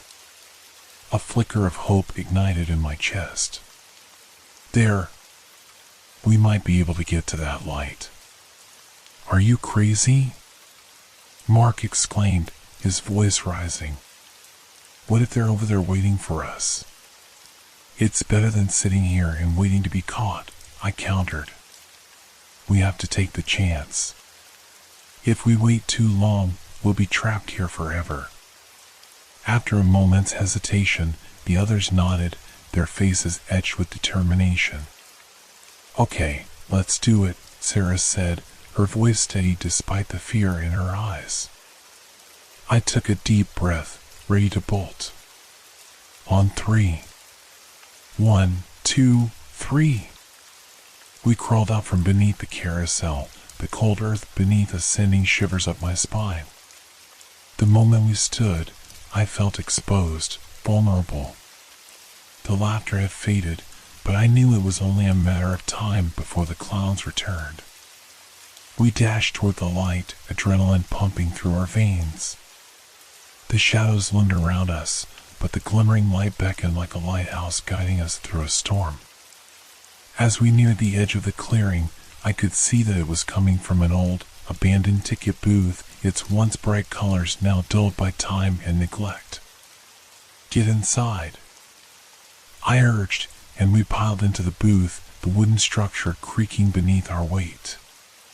The light from a flickering bulb above cast eerie shadows on the walls, and for a moment we were cocooned in a false sense of security. "What now?" Mark asked, his breath coming in short gasps. I scanned the area, searching for anything that could help us. "We need to find a way to defend ourselves," I said, rifling through the debris. There were remnants of old tickets scattered on the floor, dusty and forgotten. "If we can find something, anything, we might have a chance." I pulled open a drawer beneath the counter, my heart racing as I rummaged through the remnants of a bygone era. My fingers brushed against something cool and metallic. I pulled it out, a rusted crowbar, its surface marred by years of neglect. "This will have to do," I said, holding it up triumphantly. As I turned to share my find, the flickering bulb overhead went out, plunging us into darkness. A wave of panic washed over me, my heart pounding in my chest. "What just happened?" Emma whispered, her voice trembling. "I don't know," I replied, my pulse quickening. "Stay close." In the darkness, I could hear the sound of footsteps approaching, slow and deliberate. The laughter had returned, this time closer, echoing through the shadows like a nightmare brought to life. "We can smell your fear," a voice taunted, dripping with malice. "Get ready," I said, clutching the crowbar tightly, my knuckles white with fear. They're coming. Just as I spoke, the door to the ticket booth creaked open and a shadowy figure stepped inside. A clown, its face painted in bright colors, eyes wide and wild. The bulb flickered back to life, illuminating the twisted smile that stretched across its painted lips. "Found you," it shrieked, lunging forward. I swung the crowbar instinctively, connecting with the clown's shoulder. It stumbled back, letting out a howl of rage. My friends gasped, their faces pale as the reality of our situation sank in. "Run!" I shouted, shoving past the clown and bolting out of the booth. The others followed, panic propelling us forward. We sprinted through the clearing, the sounds of our footsteps drowning out the laughter that echoed behind us. I glanced over my shoulder, just in time to see more clowns emerging from the shadows, their eyes glinting with sadistic delight. "Keep moving," I urged, heart pounding as we dashed into the trees once more. Branches whipped against my skin, but I pushed forward, driven by the primal urge to survive. As we ran deeper into the forest, I could hear the clowns' laughter fading into the distance. "I think we lost them," Emma panted, her breath coming in ragged gasps. "Not yet," I replied, trying to catch my breath. "They're clever. They'll be back." We stumbled through the underbrush, desperately searching for a place to hide. My mind raced, trying to find a way out of this nightmare. Then, as we emerged into another clearing, I spotted something that made my heart sink, an old abandoned trailer, its exterior weathered and broken. "Over there." I pointed, my voice rising in urgency. "We can hide inside." We sprinted toward the trailer, the wind whipping around us as we approached the door. I glanced back, half expecting to see the clowns emerging from the trees, their laughter echoing ominously in the air. "Come on, hurry," I urged, shoving the door open and ushering my friends inside. The interior was dark and musty, filled with remnants of a past life, old furniture covered in dust, empty soda cans littering the floor. We piled inside, closing the door behind us. I leaned against it, my heart racing as I tried to catch my breath. "We need to find a way to block the door," I said, scanning the room for anything useful. Mark spotted an old wooden table and rushed to push it against the door. "This might hold them off for a while," he said, his voice strained with effort. "We need to find a way out of this place," Sarah said, her eyes wide with fear. "We can't keep hiding forever." "Let's see if there's a way to get to the roof," I suggested, glancing up at the old metal ladder leaning against the wall. "If we can get up there, we might have a better view of our surroundings." Mark and Emma nodded, and we quickly climbed up the ladder, the rungs creaking under our weight. As I reached the top, I pushed open a hatch, and we emerged onto the trailer's roof. The moon hung high in the sky, illuminating the clearing below. I took a moment to breathe in the cool night air, but my relief was short-lived. The clowns had gathered in the clearing, their faces illuminated by the eerie glow of the moonlight. They moved in a circle, chanting in twisted unison, their voices echoing through the night like a macabre lullaby. "This is bad," Mark whispered, peering over the edge. "What do we do now?"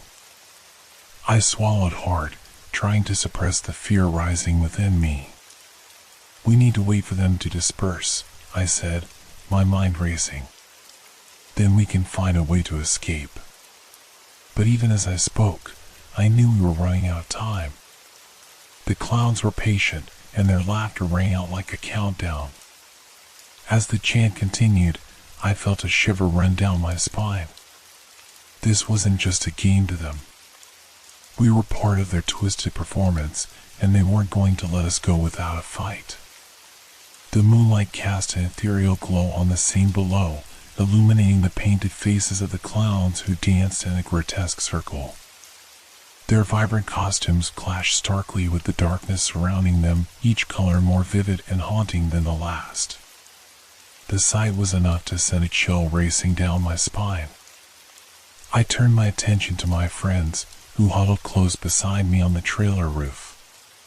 Mark's eyes were wide, his breath coming in quick, shallow bursts, while Emma clutched her arms around herself, as if trying to ward off an invisible chill. "What are they doing?" she whispered, her voice trembling. "I don't know," I replied, straining to hear their chant. The words were distorted, a mix of nonsense syllables and unsettling laughter that twisted in the air like a snake coiling around its prey. It was a sound I never wanted to hear again. The clowns swayed back and forth, their laughter rising and falling like the tide, an ominous rhythm that made my heart race. I felt as though we were being pulled into their twisted game, caught in a web of fear and madness. "We need to stay quiet," I urged, my voice barely above a whisper. "If they see us..." Suddenly, one of the clowns jerked its head up, eyes scanning the surroundings as if sensing our presence. My breath hitched to my throat. "Did you see that?" I gasped, fear flooding my veins. "Yeah," Mark replied, his voice shaky. "I think they know we're here."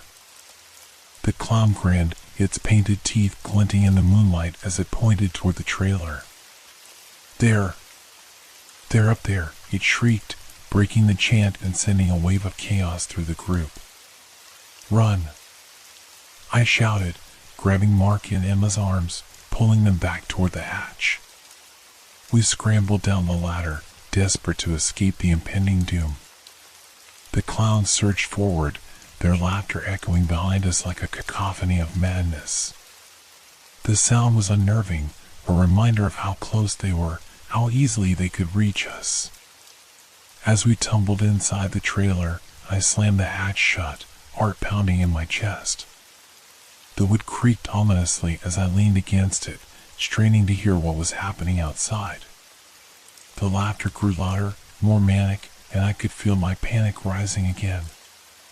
"We can't stay here," Emma said, her voice tight with fear. "What if they break in?" I nodded, feeling the weight of our situation crash down on me. "We need to find another way out," I replied, scanning the interior for an escape route. The dim light barely illuminated the trailer, casting long shadows across the dusty floor. My gaze landed on a small window at the back, partially covered by rusted metal bars. "Over there." I pointed, my heart racing. If we can get through that window, we might have a chance. Mark and Emma hurried to my side, and we pushed aside old furniture to reach the window.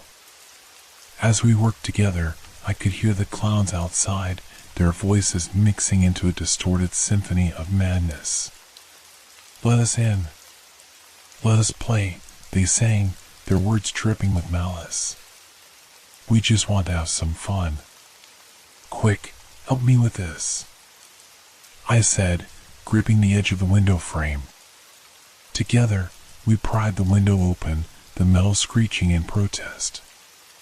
A cold breeze rushed in, carrying with it the scent of damp earth and something else, something rotten. "Are you ready?" I asked, glancing back at my friends. Their faces were pale, but there was a fire of determination in their eyes. "I'll go first," I said, climbing onto the sill. The drop looked far, but there was no time to hesitate. I took a deep breath and jumped. The ground rushed up to meet me, and I landed awkwardly, rolling to absorb the impact. Pain shot through my ankle, but I pushed it aside, forcing myself to focus. "I'm okay," I called up to Mark and Emma. "Just get down." They followed, one after the other, and I caught Emma as she stumbled out of the window.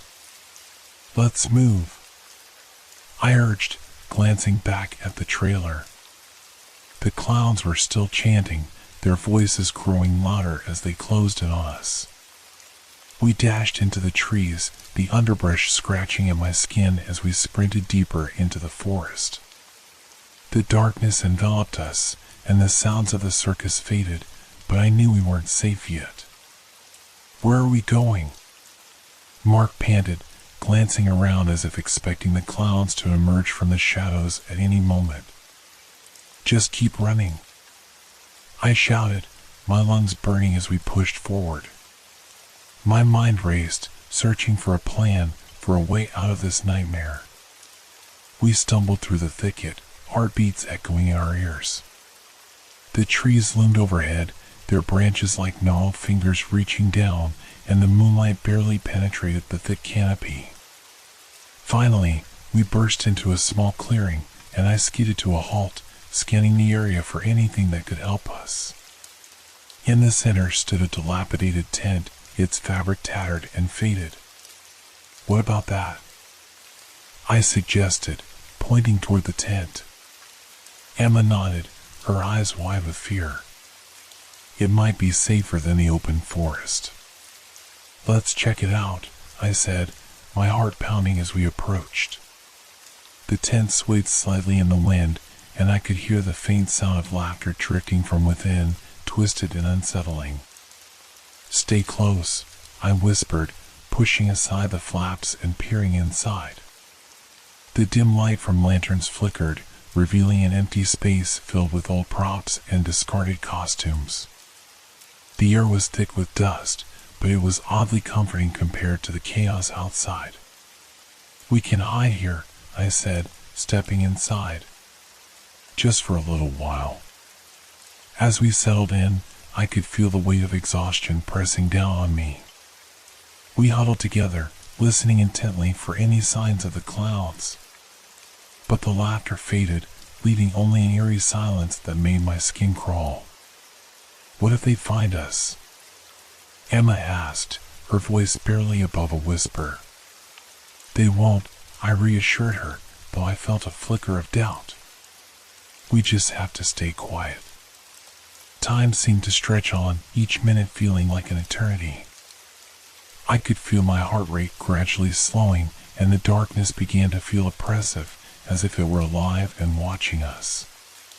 Then, from somewhere beyond the tent, the laughter erupted again, louder, closer, a cacophony of voices that sent a chill racing down my spine. "Let's play! Let's play!" they chanted, the sound growing closer. I exchanged a terrified glance with my friends. "They're coming," I breathed, my mind racing. Suddenly, the tent flaps were thrown open, and a figure stepped inside, silhouetted against the moonlight. A clown, its face painted in horrifying colors, a wide grin stretching across its features. "Found you," it shouted, the voice echoing with glee. "Run!" I screamed, pushing past the clown as it lunged for us. We darted back into the night, fear driving us forward as we fled into the darkness, the laughter of the clowns chasing us through the trees. We plunged into the forest, heartbeats synchronized with the rapid thud of our feet against the damp earth. The clown's laughter reverberated in the air, haunting and mocking, as if it thrived on our fear. The shadows swallowed us whole, and the dense foliage loomed like a fortress of secrets, each rustle in the underbrush setting our nerves on edge. "Where do we go?" Mark gasped, his breath ragged as he stumbled over a protruding root. "We can't just run blind." "There has to be a path or something," I said, glancing over my shoulder. The clown's silhouette disappeared into the darkness, but the laughter lingered, echoing in our minds like a relentless nightmare. I could feel panic tightening my chest, threatening to choke me. "Let's just keep moving." We pushed deeper into the woods, desperate to put distance between us and whatever horror waited. The underbrush scratched at my legs, and the air grew colder, the atmosphere thick with an unsettling silence that made me shiver. Just moments ago, We had been seeking adventure, and now we were being hunted, prey to an unseen predator. Over there. Emma pointed, her voice strained. A narrow path wound through the trees, barely visible beneath the undergrowth. We should take it. I nodded, the sense of urgency overpowering my hesitation. We darted toward the path, our feet slipping on the damp ground as we hurried to follow it. The trees closed in around us, their gnarled branches reaching out like skeletal fingers. The path twisted and turned, leading us deeper into the heart of the forest. As we navigated the winding trail, I struggled to quell the rising dread in my gut. Every sound felt amplified, the rustle of leaves, the distant hoot of an owl, the crunch of twigs underfoot. I couldn't shake the feeling that something was watching us, lurking just beyond the edges of the shadows. "Do you hear that?" Mark whispered, his eyes darting around nervously. I strained to listen, and for a brief moment, the laughter faded, replaced by a low, unsettling hum that seemed to resonate from all directions. "What is that?" I murmured, unease curling in my stomach. "I don't know, but it's creeping me out," Emma said, her voice trembling. "We have to keep moving." We pressed on, the path leading us into a small clearing bathed in moonlight. In the center stood a decrepit carousel, its paint chipped and peeling, the once vibrant colors now faded to ghostly shades of gray and blue. The horses were frozen in mid-gallop, their glassy eyes staring blankly into the night, creating an eerie tableau. "Is this part of the circus?" I asked, stepping closer. The carousel creaked in the wind, as if beckoning us to come closer. "Let's not stick around to find out," Mark urged, glancing back over his shoulder. "We should keep going." But curiosity held me in place, an inexplicable pull toward the carousel. The haunting melodies of a long-forgotten tune drifted through the air, making the hair on the back of my neck stand on end. "Wait," I said, my voice barely above a whisper. "What if we can find a clue or something here?" Emma hesitated, biting her lip. "I don't know, Jake. This feels wrong." "Just a quick look," I promised, stepping closer to the carousel. "I'll be right back." I approached the carousel, the ground beneath my feet soft with moss and decay. As I reached out to touch one of the horses, the atmosphere shifted. The air grew colder, and a sudden rush of wind swept through the clearing, making the horses' manes dance as if alive. Suddenly, the carousel whirred to life, its lights flickering on with a flickering hum. The music started playing, slow at first, but it gradually built into a frantic, discordant melody. I stepped back, heart racing as I realized I had triggered something unnatural. "Jake, come on!" Mark shouted, his voice edged with panic. "Get away from there!" I stumbled back, eyes wide as I watched the carousel spin faster, the laughter of the clowns echoing in the background. The horses began to move, their heads bobbing in time with the frantic music, and the atmosphere became thick with an overwhelming sense of dread. The music reached a crescendo, and the carousel glowed brighter, illuminating the clearing in a harsh, flickering light. I felt a tug at the edge of my consciousness, a whisper of something dark and twisted beckoning me closer. "Jake, we have to go!" Emma screamed, pulling me away from the carousel. I shook my head, trying to break free from the strange enchantment. With a sudden surge of adrenaline, I turned and ran, following my friends back down the path. The laughter surged again, this time more intense, as if the clowns were gaining on us. We dashed down the path, stumbling over roots and rocks, our breaths coming in desperate gasps. "Where do we go now?" Mark panted, glancing around as we reached another clearing, this one filled with tangled brambles and dark shadows. "Somewhere safe," I replied, urgency flooding my voice. "We need to find a place to hide." As we navigated through the thick underbrush, I caught sight of a structure looming in the distance. It appeared to be a small, crumbling building, its roof caved in and walls covered in vines. "There!" I pointed, adrenaline surging through me. "We can hide in there." "Are you sure?" Emma asked, doubt flickering in her eyes. "What if it's worse?" "We don't have a choice," I urged, my heart pounding. The laughter behind us grew louder, echoing through the trees. We sprinted toward the building, our feet pounding against the forest floor. As we reached the entrance, I quickly pushed the door open, and we stumbled inside, slamming it shut behind us. Inside, the air was stale and thick with dust. Sunlight streamed through cracks in the walls, illuminating scattered debris and broken furniture. "What is this place?" Mark murmured, peering into the darkness. "I don't know," I replied, trying to catch my breath. "But we need to find a way to barricade the door." As we quickly moved furniture in front of the door, I couldn't shake the feeling that we weren't alone. Shadows flickered at the edges of my vision, and the unsettling laughter from outside echoed like a taunt.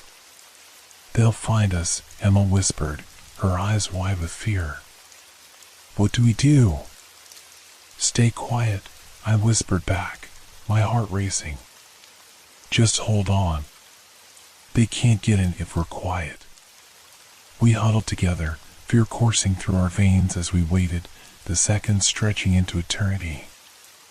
Outside, the laughter faded, replaced by eerie silence that seemed to suffocate us. "Do you think we lost them?" Mark asked, glancing around nervously. "I don't know," I said, scanning the dim interior for any sign of movement. The silence was deafening, and I could feel my heart pounding in my chest. Suddenly, a loud crash echoed from outside, followed by the unmistakable sound of laughter. "They're still out there," Emma gasped, gripping my arm tightly. I glanced at the door, dread pooling in my stomach. "We can't stay here. We have to find another way out." Just as I turned to search for an exit, the ground beneath us trembled. A low rumble resonated through the building, and I felt a wave of unease wash over me. "What was that?" Mark asked, his voice trembling. Before I could respond, the laughter returned, now mingling with a low, haunting chant that sent shivers down my spine. Join us, it echoed, swirling around us like a malevolent wind. I felt my resolve shatter as panic surged within me. "We have to move now," I shouted, pushing past my friends toward a door at the far side of the room. "This way." We hurried to the door, my heart racing as I turned the knob and flung it open. The dark corridor beyond was lined with broken mirrors, each reflecting distorted versions of us. I hesitated for a moment, caught in the surreal images, but Emma's grip on my arm pulled me back to reality. "Come on," she urged, her eyes wide with fear. I nodded, steeling myself as we stepped into the corridor. The laughter outside grew louder, the clouds closing in our position. As we moved through the narrow space, the reflections warped and twisted, their faces mocking us. I felt a surge of dread as we hurried deeper into the darkness, the mirrors reflecting our panic-stricken expressions. The corridor opened into another room, filled with faded posters and old circus memorabilia. In the center stood a grand piano, its keys covered in dust and neglect. "What is this place?" Mark breathed, glancing around. "An old storage room, maybe?" I suggested, my mind racing. "We can hide here for a moment." But just as we stepped inside, the laughter returned, echoing louder than before. "We see you. We see you," the clowns chanted, their voices echoing through the walls. "Quick! Behind the piano!" I shouted, shoving my friends behind the instrument as I pressed my back against it, listening intently. The laughter grew louder, surrounding us like a swarm of insects.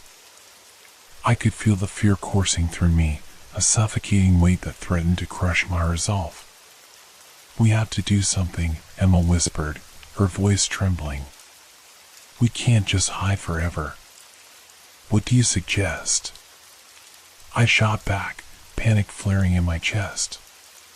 Just then, a loud crash echoed from the corridor, and the door burst open. The clowns poured in, their painted faces twisted with glee, eyes glimmering with a hunger for terror. "Found you," they sang, their voices rising in a cacophony of madness. I felt my heart drop as they closed in, their laughter filling the room like a sinister melody. "Run!" I screamed, my instincts kicking in as I pushed past the piano and dashed for the door. Mark and Emma followed close behind, adrenaline surging as we fled into the darkness of the corridor once more. The clown's laughter chased us, relentless and hungry. We turned corners blindly, the shadows closing in around us as we desperately sought an escape.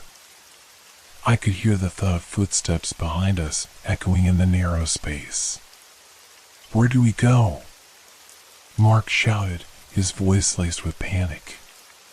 "Anywhere but here," I replied, my heart racing as I scanned for any sign of a way out. The laughter continued to follow, a haunting reminder that we were not alone in this nightmare. Finally, I spotted a faint glow at the end of the corridor. "There!" I pointed, hope igniting within me. "Let's go!" We sprinted toward the light, pushing through the shadows that threatened to swallow us whole. As we reached the end of the corridor, we burst into another clearing, our breath escaping in desperate gasps. Before us stood an old, weathered gate, its hinges rusted and creaking in the wind.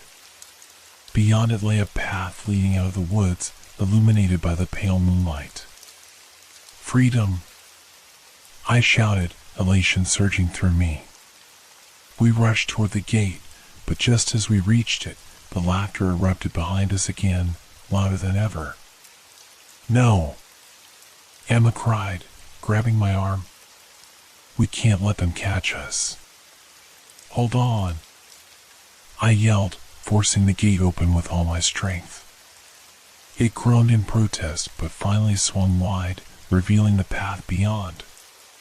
We stumbled through the gate, fear driving us forward as we sprinted down the moonlit path. The laughter receded slightly, but the clowns' voices still echoed in the air, a reminder that we were not safe yet. "Keep going," I urged, glancing back to see shadows flickering at the edge of the trees. "Don't stop." We pushed onward, our lungs burning as we raced down the path, the forest stretching out before us like a dark abyss. The trees thinned ahead, revealing a clearing bathed in moonlight. "Look!" Mark pointed, his voice filled with hope. "There's the road." Ahead lay a gravel road, stretching into the distance, illuminated by the glow of streetlights. It felt like salvation. Just a little further, I urged, adrenaline pushing us forward as we dashed toward the road, the laughter growing fainter behind us. But just as we reached the edge of the clearing, a figure stepped out from the shadows, another clown, its face painted in grotesque colors, blocking our path. "Where do you think you're going?" it taunted, a wicked grin spreading across its face. We skidded to a halt, panic rising once more. "Back away!" I shouted, trying to keep my voice steady. But the clown only laughed, its eyes glimmering with malevolence. "You can't escape us. We just want to play. Run!" I screamed, grabbing Emma's hand as we turned to flee back into the trees. The clouds were closing in, laughter echoing through the night as we plunged into the darkness once more. The woods were alive with shadows, the air thick with dread as we fought to escape the nightmare that refused to let us go. As we plunged back into the suffocating darkness of the forest, the laughter followed us, a haunting echo that dripped with malice. The trees closed in around us like a maze of shadows, each gnarled branch and twisted root a reminder of the terror we were trying to escape. My heart pounded in my chest, a frantic drumbeat matching the urgency of our flight. "Where do we go now?" Mark gasped, his voice strained as we maneuvered through the underbrush. "I don't know," I replied, panic tightening its grip on my throat. "We just need to keep moving." We darted between the trees, the moonlight filtering through the leaves and patches, casting eerie shadows that danced around us. The underbrush rustled with unseen creatures, and every sound seemed magnified in the oppressive silence. It was as if the forest was holding its breath, waiting for something to happen. Suddenly, the laughter crescendoed behind us, now mingled with a cacophony of whispers. "Join us, join us," the voices beckoned, chilling me to the core. It felt as if the very woods were alive, conspiring with the clowns to ensnare us in their twisted game. "Keep going," Emma urged, her grip on my arm tightening as we sprinted deeper into the trees. The laughter was growing closer, a symphony of madness that clawed at our sanity. I felt like a marionette being pulled along by invisible strings, the fear propelling us forward. We stumbled upon a small clearing, the moonlight spilling across the ground like a spotlight illuminating our desperation. In the center stood an old, rusted Ferris wheel, its once vibrant colors faded to dull gray, a skeleton of joy that had long since crumbled into decay. "What the hell is that doing here?" Mark panted, his eyes wide with disbelief. "Maybe it leads us to an exit?" I suggested, my mind racing as I scanned the area. The Ferris wheel creaked ominously in the breeze, its metal frame groaning under the weight of time. Before we could contemplate our next move, the laughter erupted again, sharper and more frantic. "We're coming for you," they jeered, the clowns' voices echoing through the clearing like a death knell. "We have to hide," Emma cried, glancing around frantically. "Over there." I pointed toward the base of the Ferris wheel. The metal framework created a maze of shadows beneath its towering structure. "We can hide beneath it." Without waiting for a response, I dashed toward the Ferris wheel, Emma and Mark close behind. We squeezed into the narrow space beneath the rusty structure, the cold metal pressing against our backs. We held our breath, straining to listen as the laughter surrounded us, echoing through the clearing. "Where are you?" the clowns taunted, their voices dripping with malice. "Come out and play." I could feel my heart racing, the fear surging through me like ice water. The shadows danced around us, and I fought the urge to peek out from our hiding spot. "Stay quiet," I whispered, feeling Emma tremble beside me. The laughter grew louder, echoing like a twisted symphony as the clowns searched for us. "We can smell your fear," one of them called out, the sinister tone sending chills down my spine. "You can't hide forever." I squeezed my eyes shut, trying to block out the sounds, the darkness pressing in on me.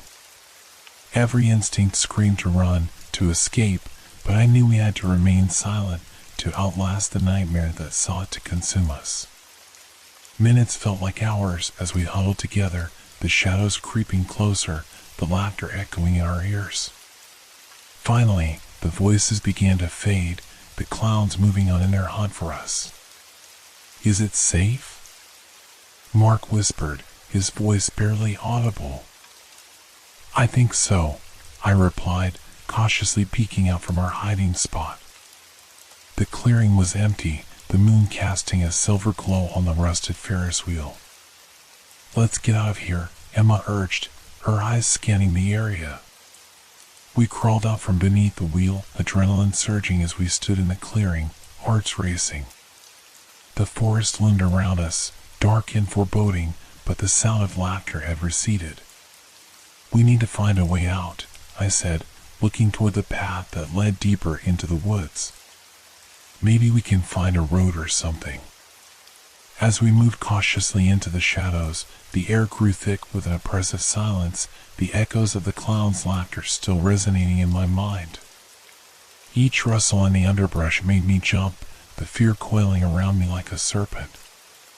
We stepped gingerly down the path, our feet crunching against the leaves and twigs.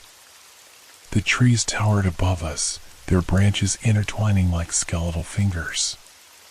"This feels wrong," Mark said, glancing over his shoulder. "It's just the fear talking," I replied, trying to sound braver than I felt. "We'll find a way out." "We have to." The path twisted and turned, leading us further into the woods, but every step felt like a descent into madness. The laughter echoed intermittently, a haunting reminder that we were being pursued, that the clowns were still watching. Suddenly, the path opened into another clearing, but this one was different.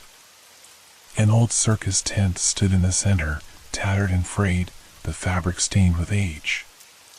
The air was thick with an unsettling energy, and I could feel the hairs on my arms stand on end. "What is this place?" Emma whispered, her voice barely above a breath. "It looks like an old performance area," I said, stepping cautiously closer to the tent. "Maybe there's something inside." We approached the tent, the fabric billowing slightly in the wind as if inviting us in. I hesitated, the fear gnawing at my gut. What if it's a trap? "We won't know unless we check," Mark urged, glancing nervously at the darkness surrounding us. "We need to find something, anything, that can help us." Taking a deep breath, I pushed aside the frayed entrance and stepped inside. The interior was dim, lit only by the pale light filtering through the gaps in the fabric. The ground was littered with remnants of the past, broken chairs, discarded costumes, and old props that lay forgotten in the dust. "Be careful," Emma warned, her voice trembling. I nodded, scanning the area for anything useful. As I moved deeper into the tent, I stumbled upon a trunk, its hinges rusted and worn. "Guys, over here," I called, kneeling to inspect it. "What's in there?" Mark asked, peering over my shoulder. With a determined pull, I yanked the trunk open. Inside were old clown costumes, faded and moth-eaten, but nestled among them were several objects, a small flashlight, a pocket knife, and a rusty key. "Score!" I exclaimed, lifting the flashlight. "We can use this." Mark took the knife, testing its edge. "Better than nothing," he said, though his expression was grim. Emma picked up the key, examining it closely. "Do you think it opens something?" "Only one way to find out," I said, stowing the flashlight in my pocket. "Let's search for a door or something." As we sifted through the remains of the tent, the laughter outside began to crescendo again, echoing through the fabric walls. "They're coming!" Emma gasped, her eyes wide with fear. "We need to hurry." Just then, the tent flapped violently, a gust of wind sweeping through as if the night itself were trying to invade our sanctuary. I looked at my friends, panic rising within me. "We can't stay here." We quickly regrouped, scanning the space for an exit. The clown's laughter grew louder, a cacophony of madness that sent chills down my spine. "That way." I pointed toward a side flap that seemed less secure. We bolted toward it, the laughter following us like a sinister shadow. I pulled the flap open, and we rushed out into the night once more, the forest welcoming us back with its dark embrace. As we stumbled out of the tent, I felt the ground tremble beneath us. The laughter erupted again, now mingled with a high-pitched shriek that sent terror spiraling through my veins. "Run!" I shouted, adrenaline surging as we sprinted away from the tent. The forest closed in around us, the darkness thick and suffocating as we raced down the path. I could feel the clown's presence behind us, their laughter echoing in the air like a sinister melody. We dodged trees and ducked beneath low-hanging branches, the fear propelling us forward as we desperately sought a way out. The shadows danced around us, taunting us as we fled deeper into the woods. Finally, I spotted a flicker of light in the distance, a soft glow breaking through the canopy. There! A way out! I shouted, hope surging within me. We raced toward the light, the laughter echoing behind us, a haunting reminder that we were not yet free. The path narrowed, and I could feel the darkness closing in, but the glow ahead felt like salvation. We burst into a small clearing, and there it was, a dilapidated cabin, its windows flickering with the promise of warmth and safety. "Quick!" I urged, sprinting toward the door as I shoved it open, the hinges protesting against the sudden intrusion. Inside, the air was thick with the smell of mildew, and the dim light from a single flickering bulb cast long shadows against the walls. "We have to barricade the door," Emma cried, glancing over her shoulder as if expecting the clowns to burst in at any moment. Mark and I grabbed a nearby table, pushing it against the door as Emma piled up some old crates. The clown's laughter echoed outside, a haunting reminder that our reprieve might be short-lived. Panting, I pressed my back against the door, trying to calm my racing heart. "What do we do now?" I gasped, glancing around the cabin. "We wait and hope they don't find us," Mark replied, his eyes darting toward the windows. But deep down, I knew we couldn't just wait. "We need a plan," I said, forcing my mind to focus. "That key we found, it must open something in here. We have to search." As we began to explore the cramped space, I could feel the tension in the air, a heavy weight pressing down on us. Each creak of the floorboards sent my heart racing, and the laughter outside was a constant reminder of the nightmare lurking just beyond our makeshift sanctuary. "Look!"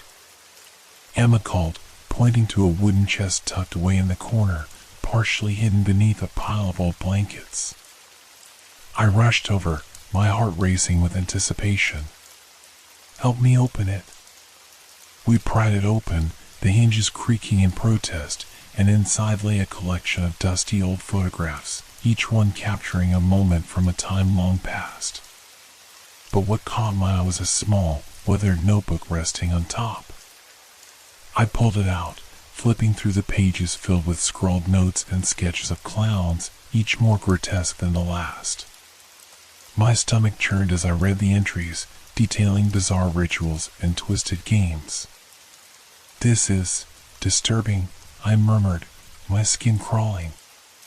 "What does it say?" Mark asked, peering over my shoulder. "Some kind of history about the circus," I replied, my fingers trembling as I turned the pages. "They believed the clowns were possessed. They fed on fear." "Great, just what we need to know," Emma muttered, her voice laced with sarcasm. Suddenly, a loud crash echoed from the direction of the door, jolting us into alertness. "They're here!" Mark shouted, panic flooding his voice. "We need to move," I yelled, stuffing the notebook into my bag as we rushed to find an escape. The laughter grew louder, and I could hear the sound of footsteps approaching. "Where's that key?" I asked, my heart racing as I searched frantically through the cabin.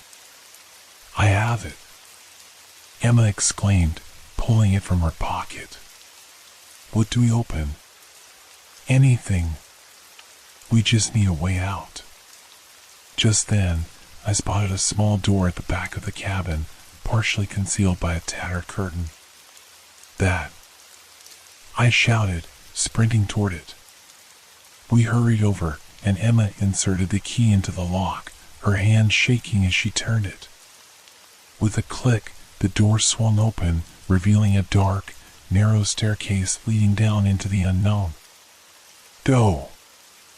I urged, pushing Emma ahead of me as we rushed down the steps, the laughter echoing behind us. The clowns were closing in, their taunts growing louder, more frenzied. The air grew colder as we descended, the darkness wrapping around us like a shroud. I could barely see, but I felt the rough wooden walls pressing against me. Each step was a leap of faith, a desperate move toward survival. At the bottom of the stairs, we found ourselves in a small cellar, the air thick with dust and the smell of damp earth. A single flickering bulb hung from the ceiling, casting a weak glow over the room. What now? Mark asked, glancing nervously at the staircase behind us. Find something to block the door, I commanded, scanning the dimly lit space. We hurriedly gathered old barrels and crates, pushing them against the door as the laughter grew closer. They'll find us, Emma cried, her eyes wide with fear. We need to hold them off, I said, trying to sound more confident than I felt. As we fortified our makeshift barricade, I couldn't shake the feeling that we were trapped, a helpless trio at the mercy of our tormentors. The clowns were relentless, their laughter echoing in the darkness like a twisted lullaby. Suddenly, a loud thud reverberated through the cellar, and the door rattled violently. They're trying to break in, Mark shouted, panic rising in his voice. Hold it together, I yelled, bracing myself against the door. We can't let them in. The laughter erupted again, a cacophony of madness that echoed in my mind. Let us play, they shrieked, the voices mingling with the sound of pounding on the door. I felt the weight of despair settling in, but I couldn't let it take hold. We need a way out of here, I shouted, searching the room for any potential escape. Then I noticed a small window near the ceiling, barely large enough for us to fit through. There, I pointed, my heart racing with hope. We can climb up. Mark and Emma exchanged glances, and I could see the determination in their eyes. Let's do it, Emma urged, and without wasting a moment, we began to stack crates and barrels beneath the window. As we climbed, the laughter outside grew louder, a sinister reminder of the nightmare we were trying to escape. Hurry, I urged, panic flooding my voice as I reached for the edge of the window. With a final push, I hoisted myself up, feeling the rough wood scrape against my palms. I looked down at my friends, their faces filled with fear and determination. Come on.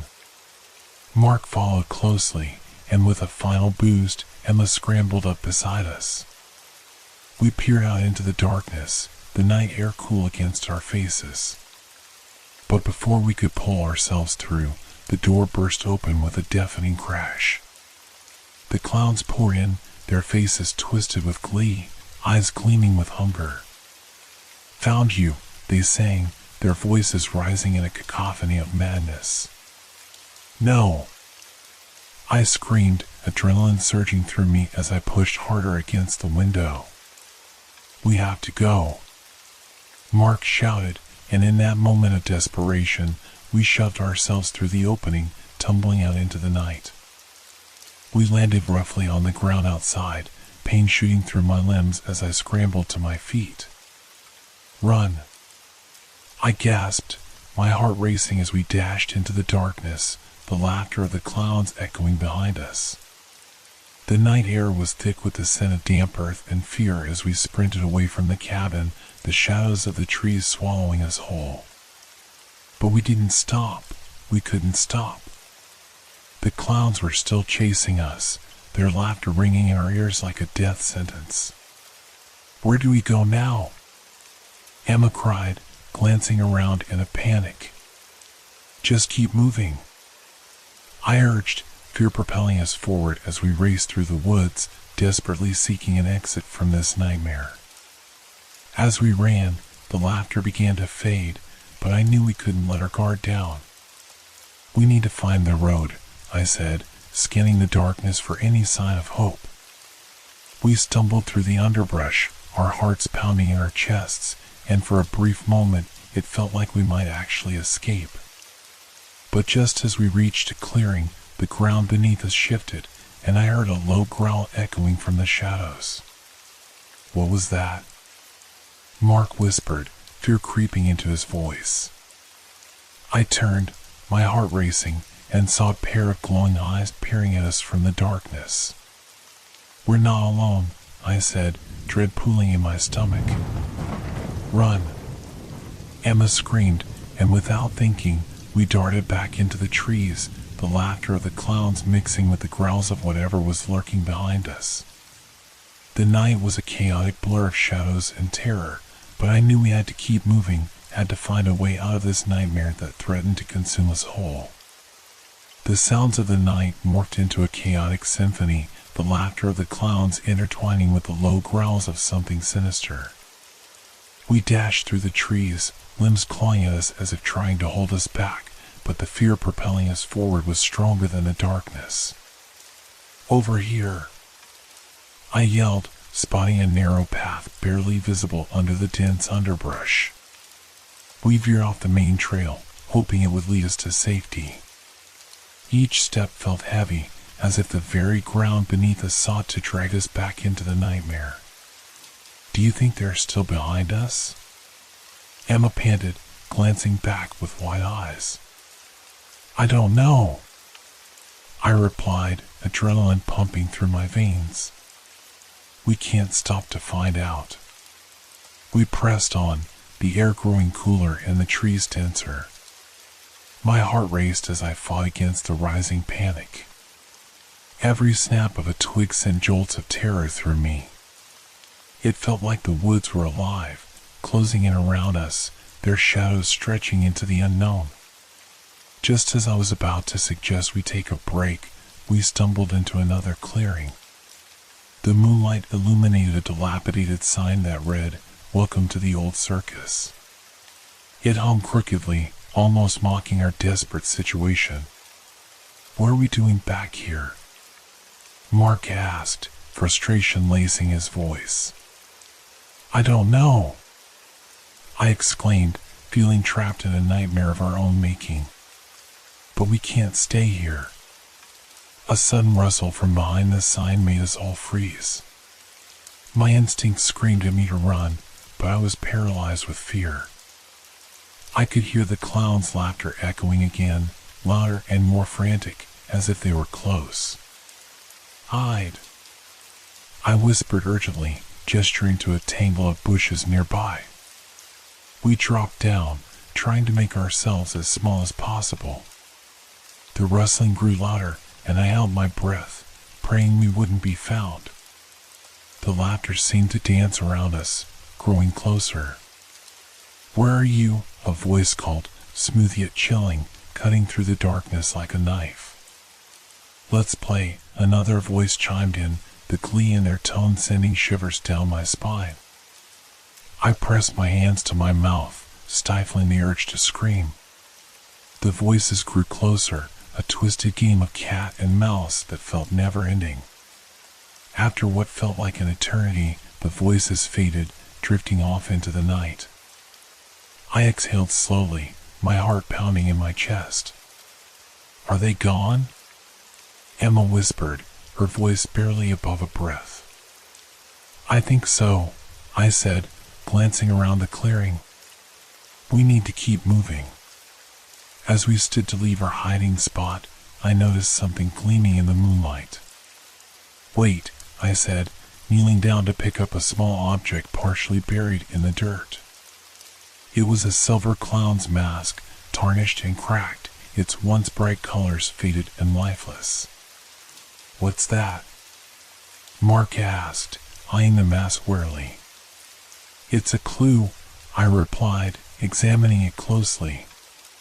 "Maybe it belonged to one of the performers." Emma shuddered. "I don't like it. We should go." I nodded, slipping the mask into my bag. "Let's find a way out of this circus before we become part of it." We cautiously retraced our steps, keeping an ear out for any sign of our pursuers. As we moved deeper into the woods, I felt a mix of dread and urgency. The mask was a tangible reminder of the dark history we were uncovering, and I couldn't shake the feeling that we were being watched.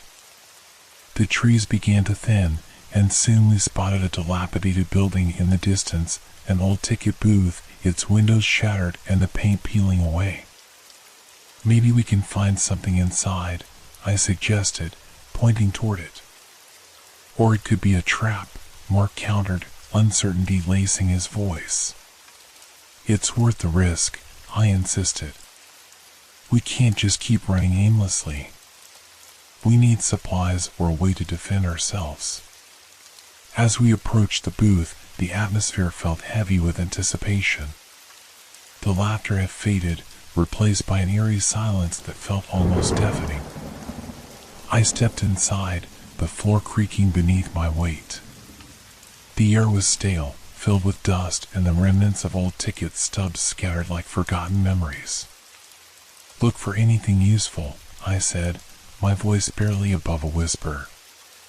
Emma rummaged through the debris, while Mark examined the walls.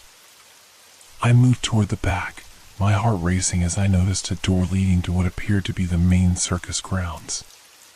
"Guys, over here," I called, my curiosity piqued.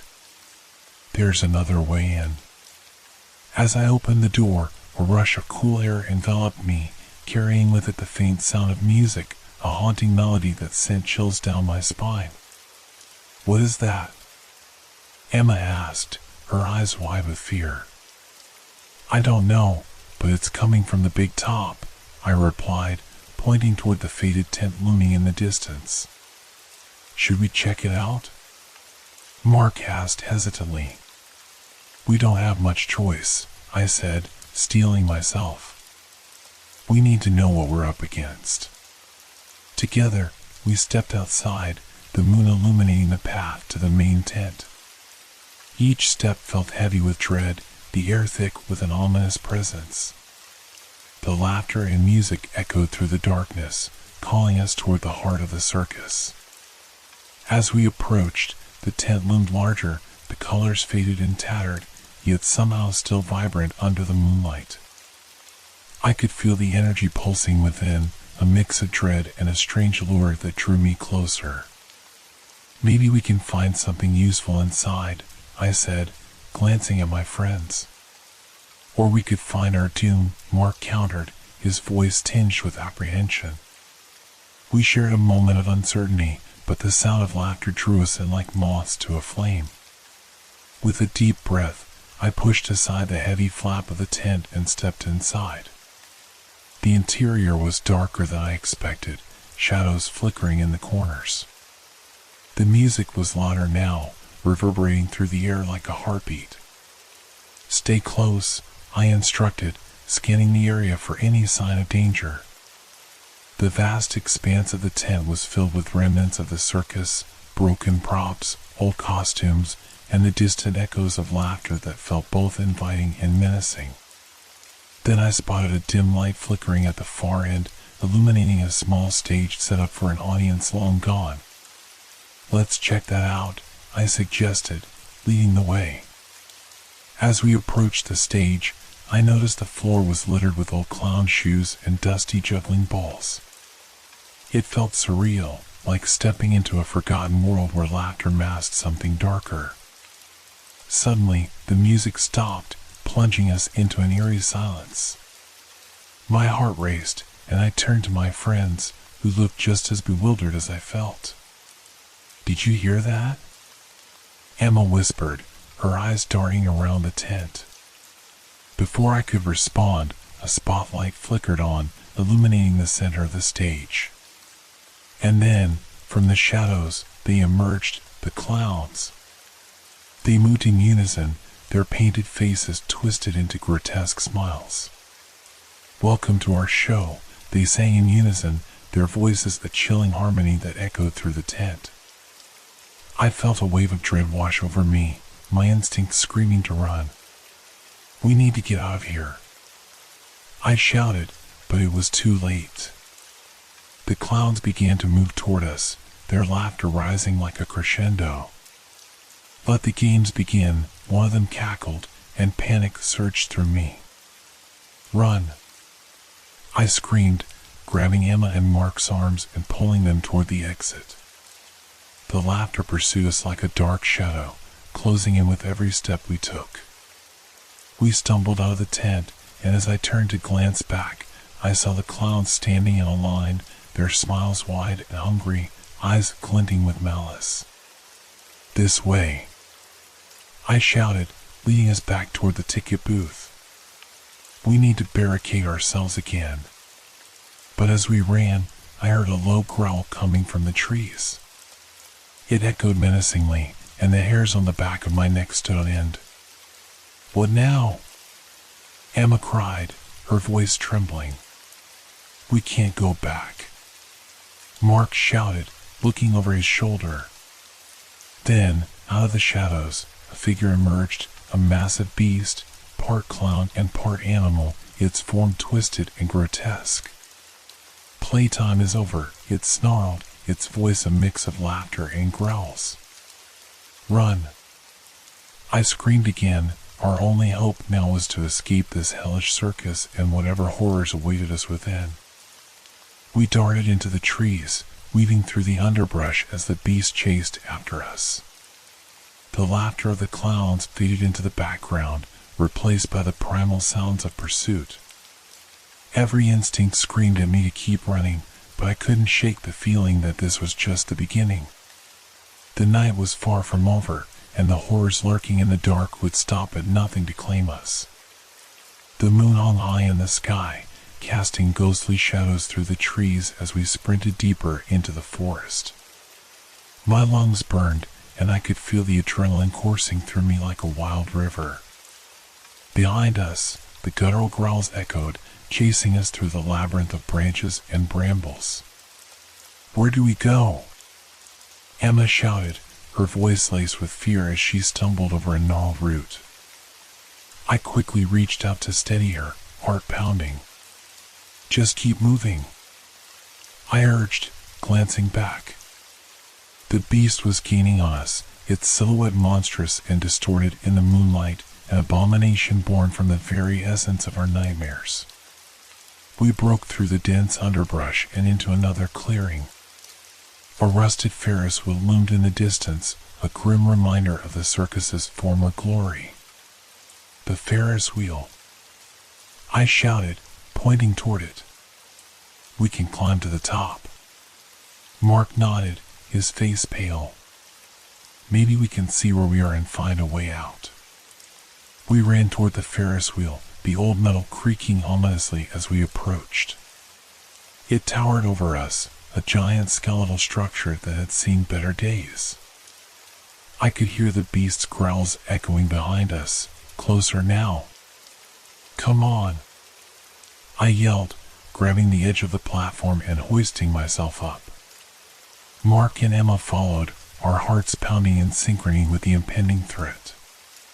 The climb felt treacherous, the metal steps worn and slippery. I could hear the growls intensifying as we reached the top, my mind racing with a mix of fear and determination. Finally, we reached the summit. I pulled myself over the edge and collapsed onto the platform, gasping for air. We made it. I exhaled, relief flooding through me. But as I glanced over the edge, my heart sank. The beast was circling below, its eyes glinting like molten gold in the darkness, a predatory gaze fixed on us. "We can't stay here," Emma cried, her voice rising in panic. What if it climbs up? Let's just catch our breath for a moment, I suggested, my mind racing to devise a plan. We can find something to defend ourselves with up here. The wind howled around us, and I could feel the structure swaying slightly, adding to my growing sense of unease. I scanned the area, looking for anything that could be of use. Look! Mark shouted, pointing to a nearby storage shed at the base of the Ferris wheel. There might be something in there. Good idea, I said, feeling a surge of hope. If we can get down without being seen, we might stand a chance. We waited, holding our breath as the beast prowled beneath us. It seemed to sense our presence, its head lifting as it stared up at us, eyes narrowing. Now! I hissed, gripping the edge of the platform and preparing to climb down. We carefully made our way down, moving as silently as possible. The air was thick with tension, and I could feel the hairs on my arms stand on end. As we reached the bottom, we dashed toward the shed, hearts racing. The door creaked as we pushed it open, revealing an assortment of discarded circus props, broken juggling pins, a dusty unicycle, and old costumes piled haphazardly in the corner. Grab anything you can use, I said, scanning the room. I spotted a baseball bat, covered in cobwebs, and quickly picked it up. Emma grabbed a broken juggling pin, while Mark found a large, rusted clown horn. I don't know how much good this will do, he said, his brow furrowed. It's better than nothing, I replied, clutching the bat tightly. We just need to stay focused and find a way out of here. As we stepped outside, I noticed the beast had moved away, prowling around the edge of the clearing, sniffing the air as if trying to locate us. This way, I whispered, leading us toward the edge of the Ferris wheel. Suddenly, the air was filled with a deafening roar. The beast had sensed us again, its massive body turning back toward the shed. Run! I shouted, adrenaline kicking in. We sprinted into the trees, the sound of heavy footsteps thundering behind us. We darted through the forest, branches whipping at our faces as we dodged the monstrous creature. We need to split up, I yelled, feeling the urgency of the situation. It'll be harder for it to track all of us. Are you crazy? Mark shouted back. We can't leave each other. It's our only chance. I insisted, the beast's growls reverberating through the air, closer than ever. We'll meet back at the entrance. Emma hesitated, fear etched across her face. Fine. But be careful. With that, we broke apart, sprinting in different directions. My heart raced, each breath a mix of fear and determination. I could hear the beast crashing through the underbrush, its growls echoing in the darkness. As I ran, I kept my senses sharp, trying to navigate through the thick foliage. The moonlight filtered through the leaves, casting eerie shadows that danced around me. I pushed myself harder, fueled by the desire to survive. Suddenly, I stumbled upon a small clearing, the remnants of an old carnival game stand partially hidden by overgrown grass. It looked abandoned, yet something about it drew me in. I paused, taking a moment to catch my breath. But before I could process my surroundings, I heard the growl again, closer this time. Panic surged through me as I darted behind the stand, heart pounding. The beast was on my trail, and I could hear it sniffing the air, searching for me. The seconds felt like hours as I crouched low, trying to control my breathing. I could see the shadows moving closer, the beast prowling around the perimeter. Its growls sent chills down my spine, each one a reminder of the terror I faced. Then, to my horror, I saw it, a clown emerging from the shadows, its face painted in a grotesque grin, eyes wide and gleaming with malevolence. Found you, it cackled, the sound sending a shiver through me. I turned to run, but the beast was already there, its massive form blocking my escape. My heart raced as I realized I was trapped. "Let's play a game," the clown shrieked, laughter echoing through the clearing. The beast lunged forward, and in that moment, instinct took over. I grabbed a nearby metal pipe, swinging it with all my might as I fought to escape. The clang of metal against bone echoed as I struck the beast, sending it reeling back. I didn't waste a second, darting past it and into the trees, my heart pounding with fear and adrenaline. I had to find my friends. We needed to regroup and escape this nightmare before it was too late. As I made my way deeper into the woods, I called out for Mark and Emma, my voice hoarse and desperate. "Guys, where are you?" There was no response, only the rustling of leaves and the distant sound of laughter. My heart sank as dread settled over me. Had they made it out? Were they safe, or had the circus claimed them too? Just as despair threatened to overwhelm me, I heard a faint cry. "Over here." I rushed toward the sound, relief flooding through me as I spotted Mark emerging from the trees, his face pale and eyes wide with fear. "Did you find Emma?" I asked breathlessly. He shook his head, panic setting in. "No. I lost her. We have to find her." "Let's look together," I urged, feeling the weight of dread creeping back in. "We can't leave her behind." We turned back, retracing our steps, calling out her name. Each moment felt like an eternity, the forest echoing our desperation. "Emma," we shouted, our voices intertwining with the sounds of the night. But the only answer was silence, thick and suffocating. Hours passed as we searched, the moon dipping lower in the sky, casting a ghostly light over the circus grounds. Anxiety clawed at me, the feeling that something was terribly wrong gnawing at my insides. Then, finally, we heard a voice, a soft, trembling whisper. "Help me!" "Emma," we shouted, racing toward the sound. As we pushed through the underbrush, we stumbled into a clearing, and there she was, standing frozen in terror, her back to us. "Emma!"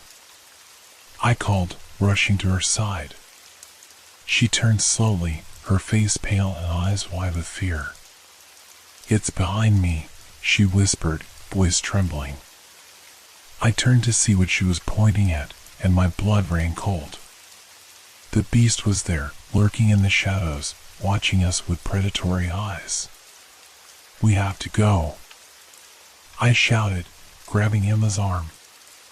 We turned to run, but the creature lunged, blocking our escape.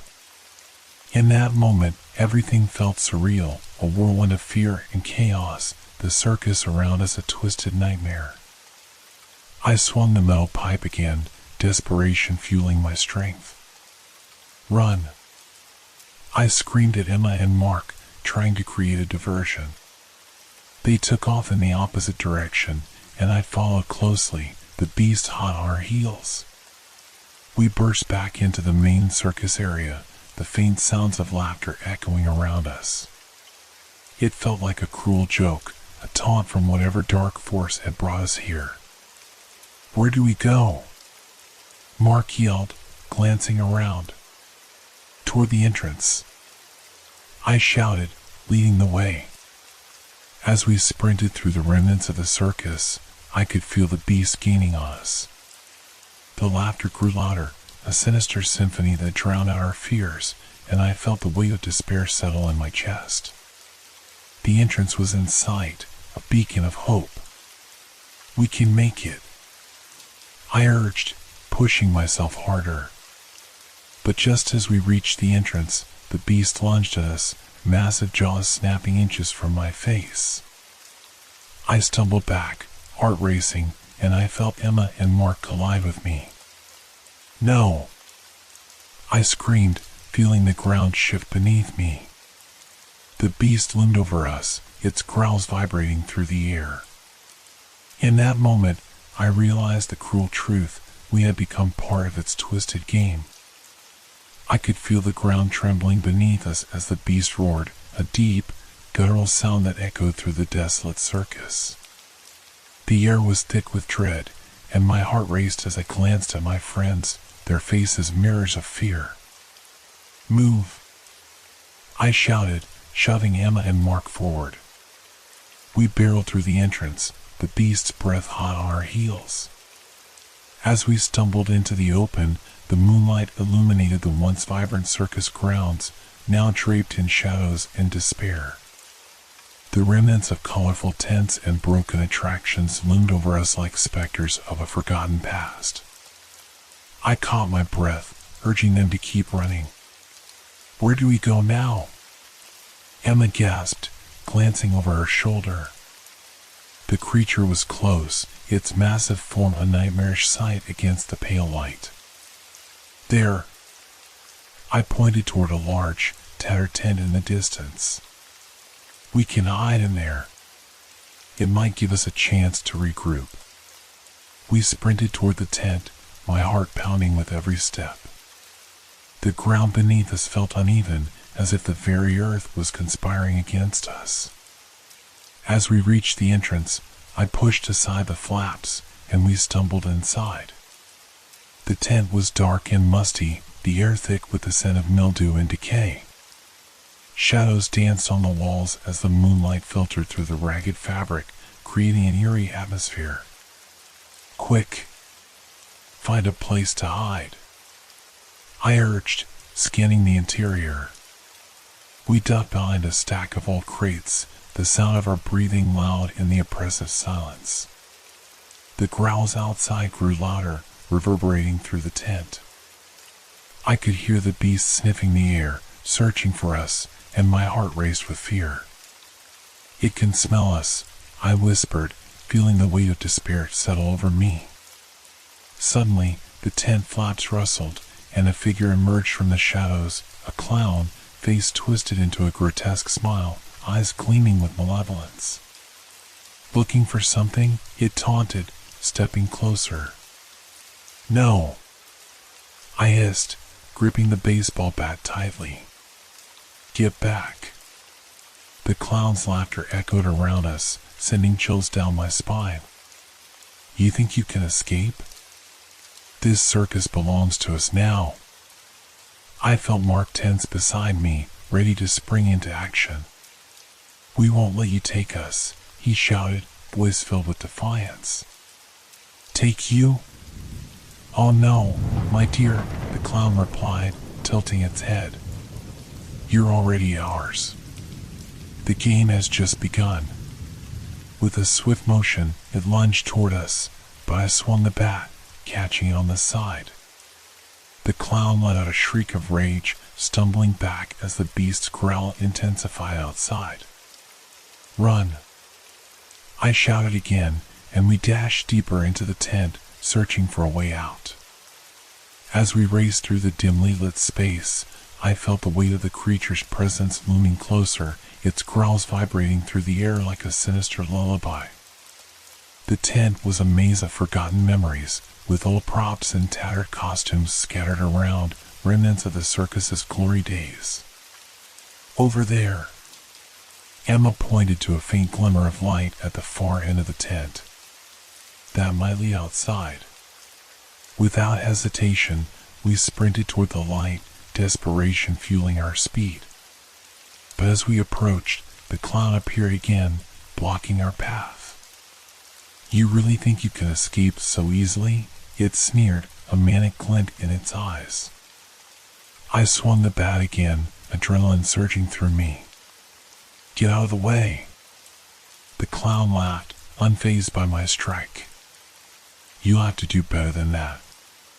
Before I could react, the beast crashed through the tent wall, sending debris flying. We barely dodged its massive jaws as it lunged for the clown, who shrieked in delight at the chaos. "Time to play," the clown cackled, leaping aside just in time to avoid being crushed. In that moment of distraction, we bolted toward the light, diving through the gap as the tent erupted behind us. We stumbled outside, breathless and disoriented, the moon shining down on the chaos that surrounded us. "Where's the entrance?" I gasped, scanning the area. "Right there." Mark pointed toward a narrow path between the tents where the flickering lights of the carnival beckoned like a mirage. We sprinted toward the path, but the beast wasn't far behind. I could hear its heavy footsteps thundering behind us, echoing with a menacing growl. "Faster!" Emma cried, panic in her voice. We darted between the tents, the vibrant colors now muted and torn, shadows looming over us like dark memories. I felt the adrenaline surge through me as I pushed my legs harder, each step fueled by the primal instinct to survive. The path twisted and turned, leading us deeper into the heart of the circus. We could hear the distant laughter of the clowns, a mocking reminder of the horror that awaited us. Finally, we burst into a clearing, a twisted funhouse standing before us, its mirrors cracked and distorted. "In there!" I shouted, urging them forward. We rushed inside, the door slamming shut behind us. The air inside was thick with stale air and a sickly sweet scent that made my stomach churn. The mirrors reflected our terrified faces, each one warped and grotesque, a haunting reminder of our reality. "Stay close," I whispered, clutching the bat tightly. The laughter outside grew louder, echoing through the funhouse, mingling with the beast's growls. As we navigated the maze of mirrors, I could feel the oppressive weight of dread closing in around us. The distorted reflections followed us, twisting our images into nightmarish forms. "This way," Mark urged, pointing to a narrow corridor that led deeper into the funhouse. We pushed through, the laughter growing louder, drowning out our thoughts. But as we reached the end of the corridor, we were met with another clown, its face twisted in a sinister grin. "Welcome to the funhouse," it cackled, arms outstretched. "Get back!" I shouted, swinging the bat wildly. The clown dodged effortlessly, and I stumbled, falling against one of the mirrors. My heart raced as I regained my footing, but the laughter echoed around us, each sound reverberating through my mind like a taunt. "We need to find a way out," Emma cried, fear etched on her face. "Keep moving," I urged, pushing past the clown and deeper into the funhouse. The maze twisted and turned, leading us through narrow passages and dark corners.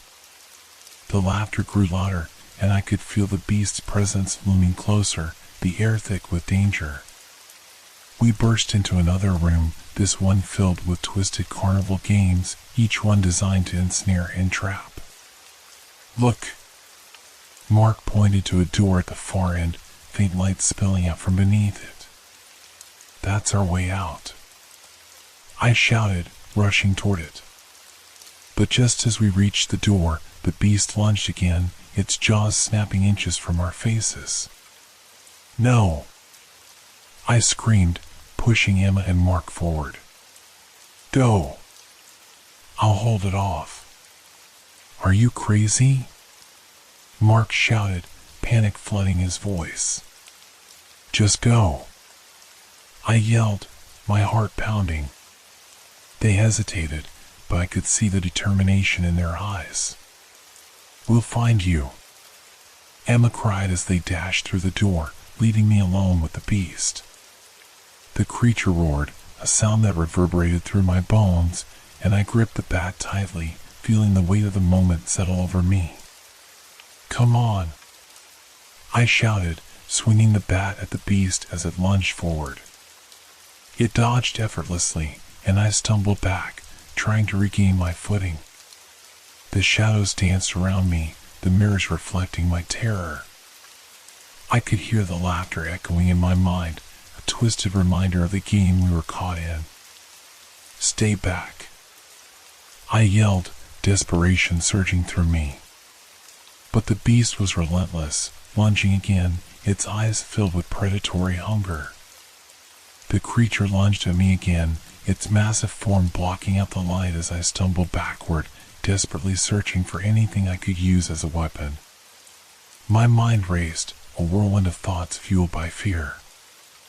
I had to survive. I had to warn Emma and Mark. Get away! I shouted, swinging the bat wildly. The beast let out a snarl, a sound that vibrated through the air like thunder. I could feel its breath hot against my skin, and I knew I was running out of time. Just then, I caught sight of something glimmering near the entrance of the funhouse, an old, rusted sword, likely part of a forgotten attraction. It was my only chance. I lunged toward it, my heart pounding as I could hear the beast's growls echoing behind me. I grabbed the sword just as the beast barreled toward me, jaws snapping. I barely managed to roll aside, the beast's fangs grazing my shoulder, sending a jolt of pain through my body. Gritting my teeth, I stood up, the sword clutched tightly in my hand. You want a game? I screamed at the beast, raising the sword defiantly. Then let's play.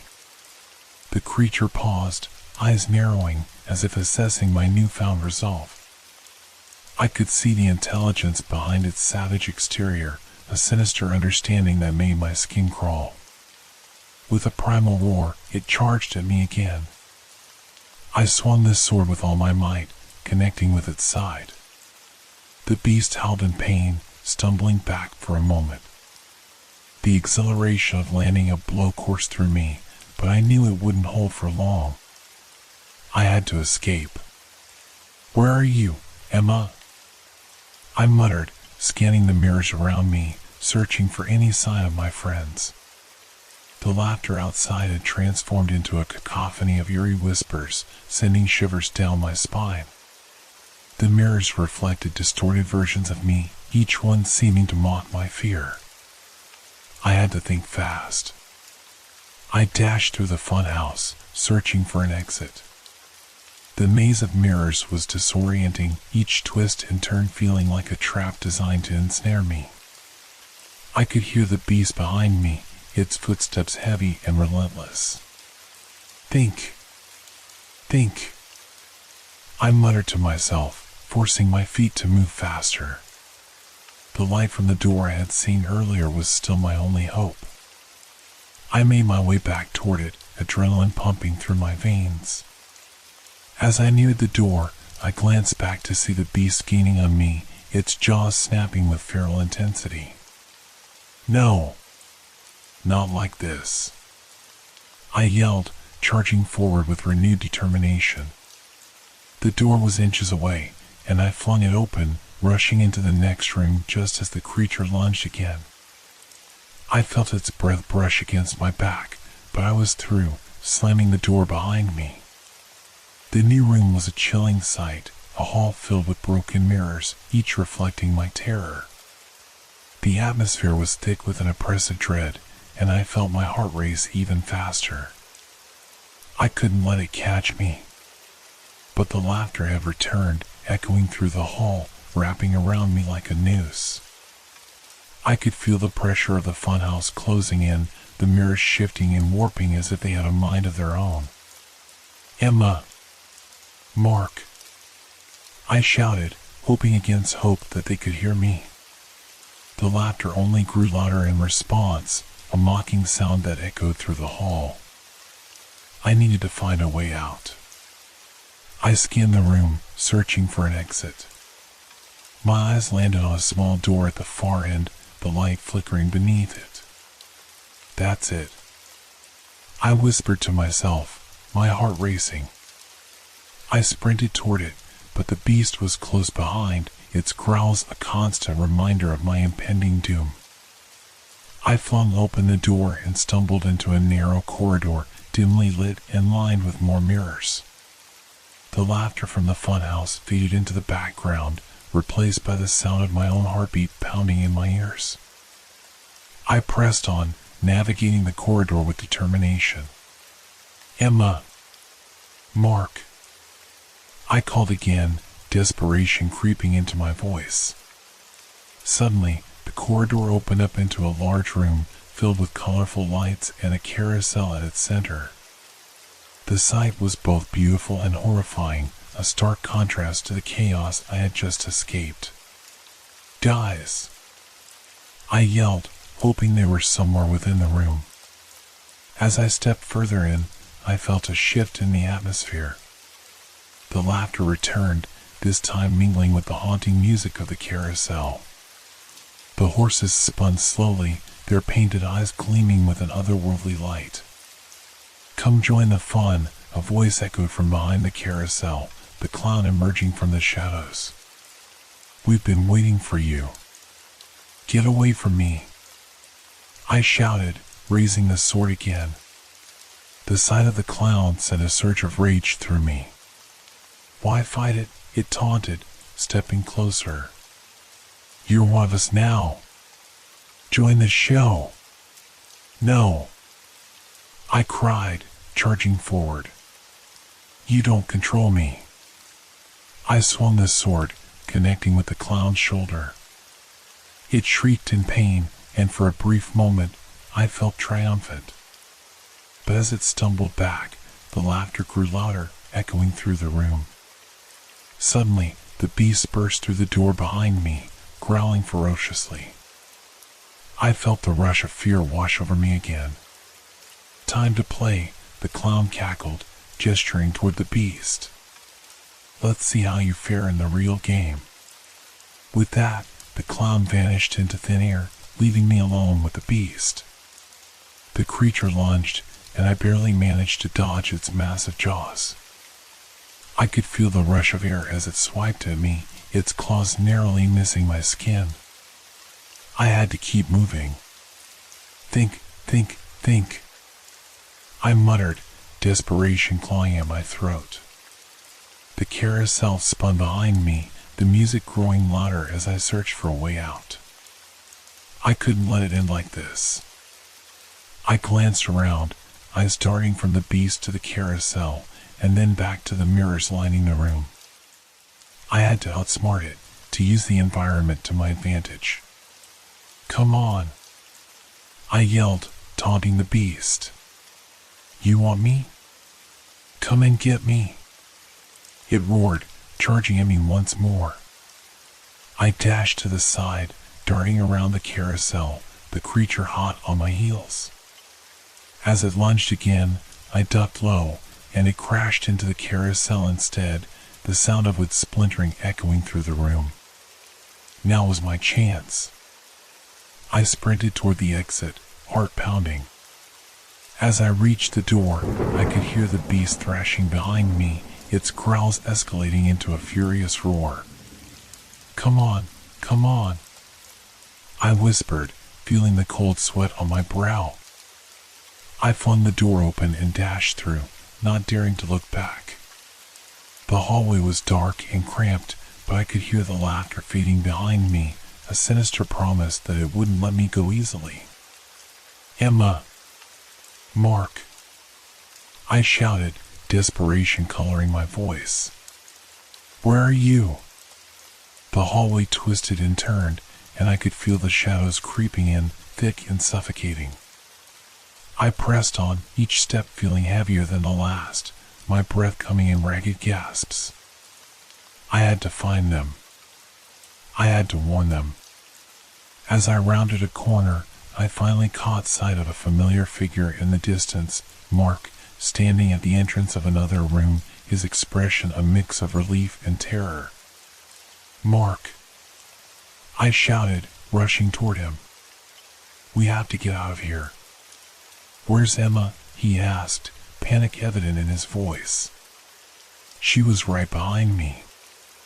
I don't know where she is now. I replied, my heart racing. We have to move. Mark glanced back toward the darkness behind me. It's coming, isn't it? I nodded, fear tightening in my chest. We have to find her first. Let's check this room, Mark suggested, motioning toward the open door beside him. We stepped inside, the air heavy with dust and decay. The room was filled with old props, broken juggling balls, faded clown costumes, and rusted equipment that hinted at a time when the circus was alive and vibrant. "Emma," I called, desperation flooding my voice. A faint sound reached us, a muffled cry. "Did you hear that?" Mark asked, his eyes wide. "Yes. It came from over there." I pointed toward a shadowed corner of the room. We rushed toward the sound, hope igniting within me. "Emma!" I shouted again, our voices echoing off the walls. As we neared the corner, I spotted her huddled behind a stack of crates, her face pale and eyes wide with fear. "Guys," she gasped, relief flooding her voice. "Thank God," I said, rushing to her side. "We thought we lost you." "I thought I was done for," she replied, trembling. "We have to move." "The beast is close," Mark urged, glancing back toward the door. I nodded, my heart racing as we helped Emma to her feet. "Let's get out of here before it finds us." As we turned to leave, the door slammed shut behind us, sending a chill down my spine. "No! No!" I yelled, pounding on the door. "Let us out!" The laughter returned, echoing through the room, a mocking sound that filled me with dread. "It's playing with us," Emma cried, backing away from the door. I felt a wave of panic wash over me. "We can't be trapped here. We have to find another way out." Just then, the floor beneath us began to shake, and I heard the creature's growl echoing through the walls, growing louder by the second. "Quick! This way!" Mark shouted, pointing toward a gap in the wall, barely visible in the dim light. Without hesitation, we rushed toward it, crawling through the narrow space just as the beast's roar reverberated through the room. We emerged into another corridor, the air stale and thick with the scent of mold. The laughter faded into the background, replaced by the sound of our own breathing, heavy with fear. "Where do we go now?" Emma asked, glancing around. "There has to be an exit somewhere," I replied, scanning the darkness for any sign of hope. Mark pointed to a flickering light at the end of the corridor. "There. Let's check it out." We hurried toward the light, the dread of the beast chasing us growing heavier with each step. As we reached the end, we found another door, its paint peeling and worn. "Ready?" I asked, looking at my friends. They nodded, determination flickering in their eyes.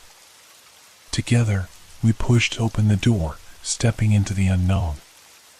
The door creaked open, revealing a dimly lit room that was surprisingly untouched compared to the chaos outside. Dust motes floated lazily in the shafts of light, and a strange sense of calm enveloped us as we stepped inside. The walls were lined with faded posters of clowns and acrobats, their smiles seeming to mock our panic. "What is this place?" Emma whispered, her voice barely above a breath. "I don't know," I replied, scanning the room for any signs of danger. "But we can't stay here for long." The air was thick with the scent of stale popcorn and a hint of something metallic, blood, perhaps. It sent a chill racing down my spine. I took a step forward, and the floorboards creaked ominously beneath me. "Look!" Mark pointed to a large curtain at the far end of the room. "Maybe there's another exit behind that." I nodded, though a part of me felt uneasy. The atmosphere in this room felt different, almost alive, as if it were holding its breath, waiting for something to happen. As we approached the curtain, I couldn't shake the feeling that we were being watched. My instinct screamed at me to turn back, but I forced myself to press on. On the count of 3, I said, trying to keep my voice steady. 1, 2, 3. We pulled the curtain back simultaneously, revealing a narrow passage lined with mirrors that twisted and warped our reflections. Each step felt like a step deeper into madness, and I could feel the weight of dread settling on my shoulders. "Stay close," I urged, glancing back at Emma and Mark. Their faces were pale, reflecting the uncertainty that gripped my heart. As we moved deeper into the passage, the laughter from the circus began to rise again, this time echoing in a haunting symphony that sent shivers through me. It felt as though the very walls were alive with the sounds of lost souls, trapped forever in this hellish nightmare. "I don't like this," Emma said, her voice trembling. "It feels like we're walking into a trap." "We can't go back now," I replied, determination lacing my tone. "We need to find a way out. We'll figure this out together." Just then, I heard a faint sound behind us, a soft, rhythmic tapping. I turned around, heart racing. "What was that?" Mark asked, his eyes wide with fear. I strained my ears, trying to pinpoint the source. The tapping grew louder, accompanied by a low, guttural growl that sent a rush of adrenaline coursing through my veins. "It's coming from behind us," I shouted, urging them to hurry. We picked up the pace, the laughter morphing into a chilling melody that seemed to draw closer, wrapping around us like a suffocating fog. Suddenly, the mirrors around us began to flicker, distorting our reflections into grotesque shapes. I caught glimpses of twisted smiles and hollow eyes staring back at me, their laughter merging into a cacophony that drowned out my thoughts. "Run!" I yelled, pushing forward with all my strength. The passage seemed endless, stretching before us like an infinite labyrinth. I could feel the presence of the beast lurking just behind us, its breath hot on my neck as we raced toward the faint light at the end. We burst through the final door, tumbling into another large room. This one was filled with broken circus equipment, discarded props, and dusty chairs strewn across the floor. The walls were adorned with tattered banners, their vibrant colors dulled by time. "Where are we?" Mark asked, panting heavily. "I don't know, but we need to find a way out," I replied, scanning the room for any signs of an exit. Just then, I heard a familiar voice echoing through the chaos. "Help! Someone, please! Emma!" I shouted, rushing toward the sound. We followed her voice to a small stage at the front of the room. Emma stood there, trapped behind a curtain of tattered fabric, her face etched with fear. "Emma! Hang on!" I yelled, reaching for the curtain to pull it back. "No! Wait!" she cried, panic rising in her voice. "It's a trap!" But it was too late. I yanked the curtain aside, revealing not just Emma but a set of twisted, malevolent clowns waiting in the shadows, their painted faces grinning wickedly. "Welcome to the show," one of them screeched, lunging at us with a menacing laugh. "Get back!" I shouted, brandishing the sword again. The clowns recoiled, but their laughter only grew louder, echoing through the room. "Run!" Mark shouted, pulling Emma to safety as we sprinted back toward the entrance. The clowns followed, their movements erratic and chaotic, as if they were reveling in our fear. We dashed back into the corridor, the sound of their maniacal laughter ringing in our ears. "Which way?" I asked, my heart racing as I glanced back at the approaching clowns. "Over there," Mark shouted, pointing to a door on the left. We rushed toward it, flinging it open just in time. We stumbled into a dimly lit room, the air thick with dust. "Where now?" Emma gasped, looking around wildly. Just keep moving, I urged, leading the way into the darkness. As we moved deeper into the room, I could feel the shadows closing in around us, the laughter still echoing in our minds. Suddenly, we were met with another door, a heavy, ornate thing that looked far more substantial than the others we'd encountered. Help me with this, I grunted, pushing against the door with all my strength. We all pushed together, and the door creaked open, revealing a wide staircase that spiraled downward into darkness. Do we really want to go down there? Mark asked, uncertainty creeping into his voice. We don't have a choice, I replied, glancing back at the clowns now appearing at the entrance to the room. They're coming. We hurried down the staircase, the sound of our footsteps echoing against the cold stone walls. The laughter faded slightly, but the sense of dread only intensified as we descended deeper into the belly of the circus. Where do you think this leads?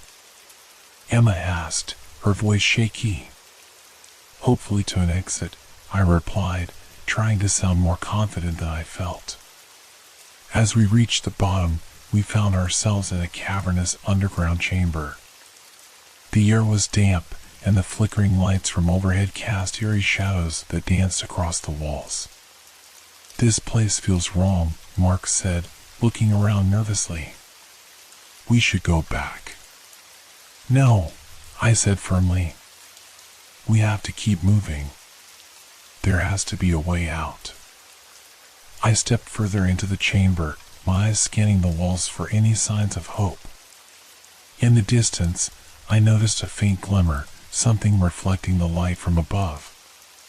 What's that? I whispered, pointing toward the glow. Let's check it out, Emma suggested, her eyes wide with curiosity. We made our way toward the light, the atmosphere thickening with each step. As we drew closer, I realized it was a massive mirror, its surface smooth and shining like glass.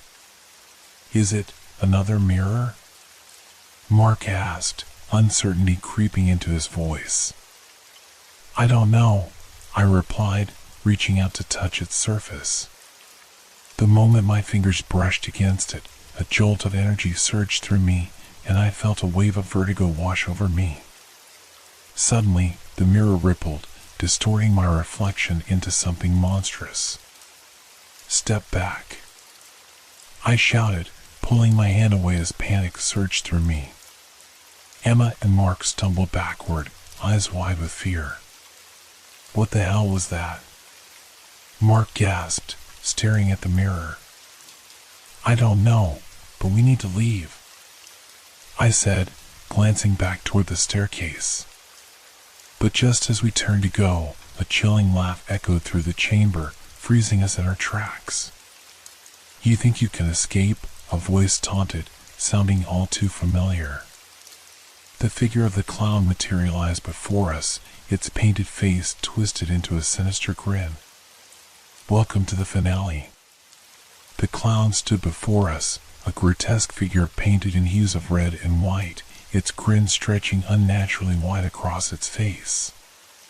The atmosphere shifted, thickening with an unsettling energy, as if the very shadows were watching us, eager for the show to begin. Welcome to the finale, it repeated, its voice dripping with malice. You're in for a real treat. Get back, I shouted, raising the sword defensively as the clown took a step closer. Oh, how cute, it cackled, mocking my stance. You think that little thing can save you? My heart raced as the creature lunged forward, its movements fluid and terrifying. We sidestepped just in time, darting around it to make our escape. Where do we go? Emma cried, her eyes wide with fear. Towards the mirror, I shouted, hoping to find some escape from this nightmare. As we sprinted toward the glowing surface, the clown's laughter echoed behind us, a chilling reminder of how close it was. I could feel its breath hot on my neck, and I pushed harder, adrenaline fueling my every move. Reaching the mirror, I hesitated for just a moment, the distortion of my reflection making me uneasy. It has to lead somewhere, I yelled, glancing back at my friends. Let's do it, Mark urged, stepping forward. Without another thought, we plunged our hands into the surface of the mirror. A shockwave of energy pulsed through us, and the world around us warped and twisted like a funhouse gone mad. I felt the ground drop away, and for a fleeting moment, I was weightless, caught between realities. Then, we crashed onto a hard, cold floor, landing in a heap. Is everyone okay? I gasped, pushing myself up and looking around. We found ourselves in a small, dimly lit room, the walls lined with more mirrors, each reflecting distorted images of ourselves. The air was still, an eerie silence settling over us. Where are we? Emma asked, her voice barely above a whisper. I don't know, but it feels different, I replied, trying to shake off the disorientation. As I stood up, I noticed something strange, a flicker of movement in one of the mirrors. I turned, staring into its depths, and gasped as I saw the clown's face staring back at me, grinning maliciously. Not so fast, it shouted, and I recoiled, fear coursing through me. It's trapped, Mark exclaimed, stepping forward. It can't reach us. But before we could celebrate our narrow escape, the mirror began to ripple, and the clown's laughter filled the room. You think you can hide? It taunted, its voice reverberating around us. This is just the beginning. Suddenly, the mirrors around us began to shake, and the images shifted, revealing scenes from our past. I saw fragments of memories, happy moments turned haunting, laughter twisted into cries for help. What is happening? Emma cried, stepping back in terror. They're showing us our fears, I shouted, trying to keep my focus. We have to ignore it. But the mirrors didn't relent. Each image felt like a dagger, piercing through our resolve. I saw my childhood home burning, the faces of loved ones fading into darkness, their voices echoing in my mind. Focus, Mark shouted, gripping my shoulder. We need to find a way out of here. I tore my gaze away from the haunting reflections, taking a deep breath to steady my nerves. There has to be a way to break the spell. Mark looked around, spotting a faint light coming from a crack between two mirrors. Over there. Let's check it out. We rushed toward the crack, our hearts pounding in our chests. As we approached, the light grew brighter, illuminating the space with a warm glow. Can you see anything? Emma asked, peering through the narrow opening. I leaned in, squinting. It looks like an exit. Help me move these mirrors. Mark grunted, pushing against one of the heavy panels. With all our strength, we pried the mirrors apart, revealing a narrow passage that led into darkness. Quick, I urged, glancing back at the mirrors that still quivered with the clown's laughter. We have to go now. We squeezed through the opening, the air growing cooler as we left the disorienting reflections behind. Emerging into the corridor, I felt a momentary sense of relief, but the laughter faded slowly, like a haunting echo that refused to leave. What's next? Emma asked, scanning the hallway for any sign of danger.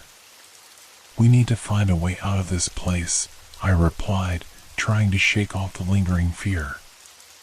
Let's stick together. We moved cautiously, the atmosphere growing heavier with each step. The walls were adorned with faded circus posters, but instead of colorful images, they depicted horrific scenes, clowns with sinister grins, animals trapped in cages, and the word circus scrawled in red paint. It's like a twisted version of what we saw before, Mark said, his voice trembling. "Yeah, and I don't like it," I muttered, feeling the weight of dread settle back in. We reached a doorway at the end of the hall, the wood splintered and rotting. I glanced back at my friends, their faces reflecting the same mixture of fear and determination. "Ready?" I asked, pushing the door open. We stepped inside, only to find ourselves in a vast arena, the center illuminated by a flickering spotlight.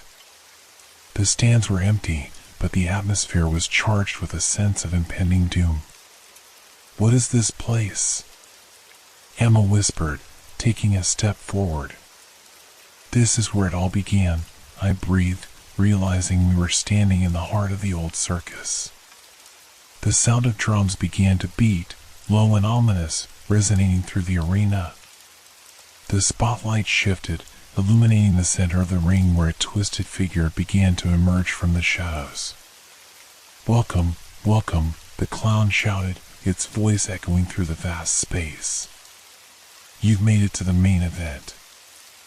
I felt the hairs on the back of my neck stand on end. "We need to get out of here," I urged, looking around for an exit. But before we could move, the clown danced into the light, its movements erratic and manic. "You think you can leave?" "Not until the show is over." The ground beneath us trembled, and the shadows in the stands began to shift and writhe, taking on grotesque shapes. "Stay close," I shouted, drawing my sword again as the laughter swelled, filling the air with a menacing tone. "Where do we go?" Emma yelled, panic rising in her voice. "We have to confront it," I replied, stepping forward as the clown continued its performance, taunting us with its wicked grin. "Are you ready for the final act?" it howled, raising its arms as if to summon something from the shadows. And then, the air thickened with a sense of foreboding. The laughter faded, replaced by a low growl that reverberated through the arena, and I knew we were far from safe. The clown's laugh morphed into a chilling growl, reverberating through the arena. Shadows began to swirl in the corners, coalescing into monstrous forms that loomed over us. I gripped my sword tightly, feeling its familiar weight as the adrenaline surged through my veins. "Stay close," I urged again, feeling the terror in my voice. The clown, still at the center of the ring, seemed to thrive on our fear. "Welcome to my world. A world of fun and games, and finality." It twirled dramatically, the fabric of its costume flaring out like a grotesque flower in bloom. "What do you want from us?" Emma shouted, trying to keep her voice steady despite the overwhelming dread. "What?" The clown's grin widened, revealing rows of jagged teeth. "Oh, my dear. It's not about what I want. It's about what I can take from you. Your fears, your memories, your very essence." The shadows surged forward, a wave of darkness rushing towards us. I swung my sword instinctively, catching a tendril of shadow that recoiled with a hiss.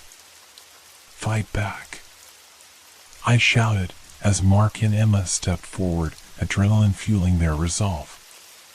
Mark took a swing at the nearest shadow, his eyes filled with determination. "We won't let you take us," he yelled. The clown howled with laughter, the sound echoing off the walls like a twisted symphony. "You think you can escape? The more you fight, the stronger I become. You're trapped in my circus now." The shadows continued to grow, becoming solid figures of clowns and animals, their faces contorted into expressions of pure malice. Each one seemed to reflect our worst fears: clowns with empty eyes, animals with razor-sharp teeth. "We have to reach the exit," Emma yelled, her voice cutting through the chaos. "But where is it?" Mark asked, glancing around frantically as the shadows began to close in. "The mirrors," I shouted, remembering the crack we had found earlier. We can use them to escape.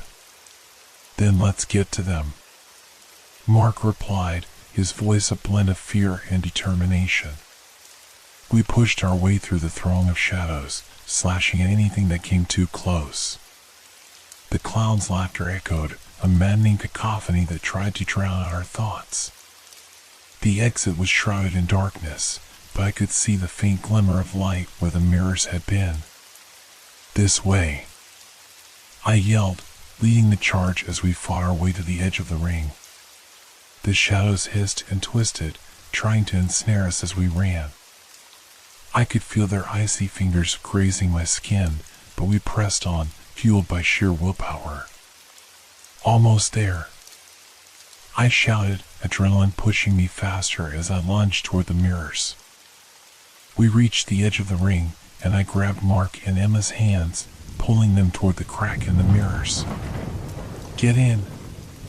As we dove through the opening, the world around us warped and twisted again, the darkness closing in behind us. I felt the cold touch of the shadows as they reached for us, but we plunged through the surface and landed on the other side, gasping for breath. We found ourselves back in the dimly lit room, the mirrors flickering around us. The air was thick with tension, and the laughter of the clown faded into an eerie silence. Are we safe? Emma panted, scanning the room for any signs of danger. For now, I replied, trying to steady my breathing. But we need to find a way out of here before it comes back. Look. Mark pointed to a large mirror at the far end of the room. It seems different from the others. I stepped forward, noticing that the glass shimmered with an otherworldly light. Maybe it leads us back to the real world. What if it's another trap? Emma warned, her eyes wide with fear. We don't have a choice, I said, my voice firm. We have to take the risk. We approached the mirror, and I reached out to touch the cool surface. As my fingers made contact, a surge of energy coursed through me, and I felt an inexplicable connection to it.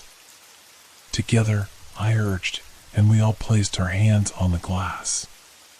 With a collective breath, we stepped through, and once again, we found ourselves enveloped in darkness. The sensation of falling returned, but this time it felt different, more profound. When we landed, it was on soft grass, the air fresh and cool. I blinked, taking in our surroundings. We were outside, in what looked like a deserted park. The sky was a dull gray, but the atmosphere felt peaceful, as if we had left the circus behind. We made it! Emma exclaimed, relief washing over her. Not yet, I warned, scanning the area for any sign of danger. We need to keep moving. Where do we go? Mark asked, his brow furrowed in concern. I pointed toward a distant road that wound through the trees. Let's head that way. We'll find help. We began to walk, our hearts still racing from the chaos we had just escaped. But as we moved, I couldn't shake the feeling that we weren't truly free. The clown's laughter still echoed in my mind, and I knew it would haunt us long after we left that cursed place. As we walked, the park grew darker, the trees looming ominously overhead. The feeling of being watched returned, making the hairs on my arms stand on end. Do you hear that? Emma whispered, her voice trembling. I paused, listening intently. At first, it was just the rustle of leaves, but then I heard it, a faint sound, like the soft tap of clown shoes against the pavement. Keep moving, I urged, picking up the pace. The tapping grew louder, echoing behind us as we rushed toward the road. Panic surged through me, and I glanced back, half expecting to see the clown emerging from the shadows. But instead, I saw something far worse. In the distance, emerging from the trees, was a procession of clowns, their faces painted with exaggerated grins, their eyes dark and hollow. They marched in time, their laughter ringing like a death knell. "Run!" I shouted, and we took off down the road, the sounds of our footsteps mingling with the haunting laughter behind us. The clowns pursued us, their presence relentless. I could feel their cold gaze upon us, a reminder that we could never truly escape what lurked within the circus. We sprinted down the road, the sound of clown shoes pounding behind us, echoing like a dark symphony of chaos. Every step felt heavy, the air thick with the stench of fear and dread. I could see the distant outline of a town ahead, but I wasn't sure we'd make it there before the laughter caught up with us. "Faster! They're gaining on us!" Emma cried, glancing back over her shoulder. I pushed myself harder, the panic igniting my every muscle. "We can't let them catch us. Just keep running." But no matter how fast we ran, I could hear them drawing closer.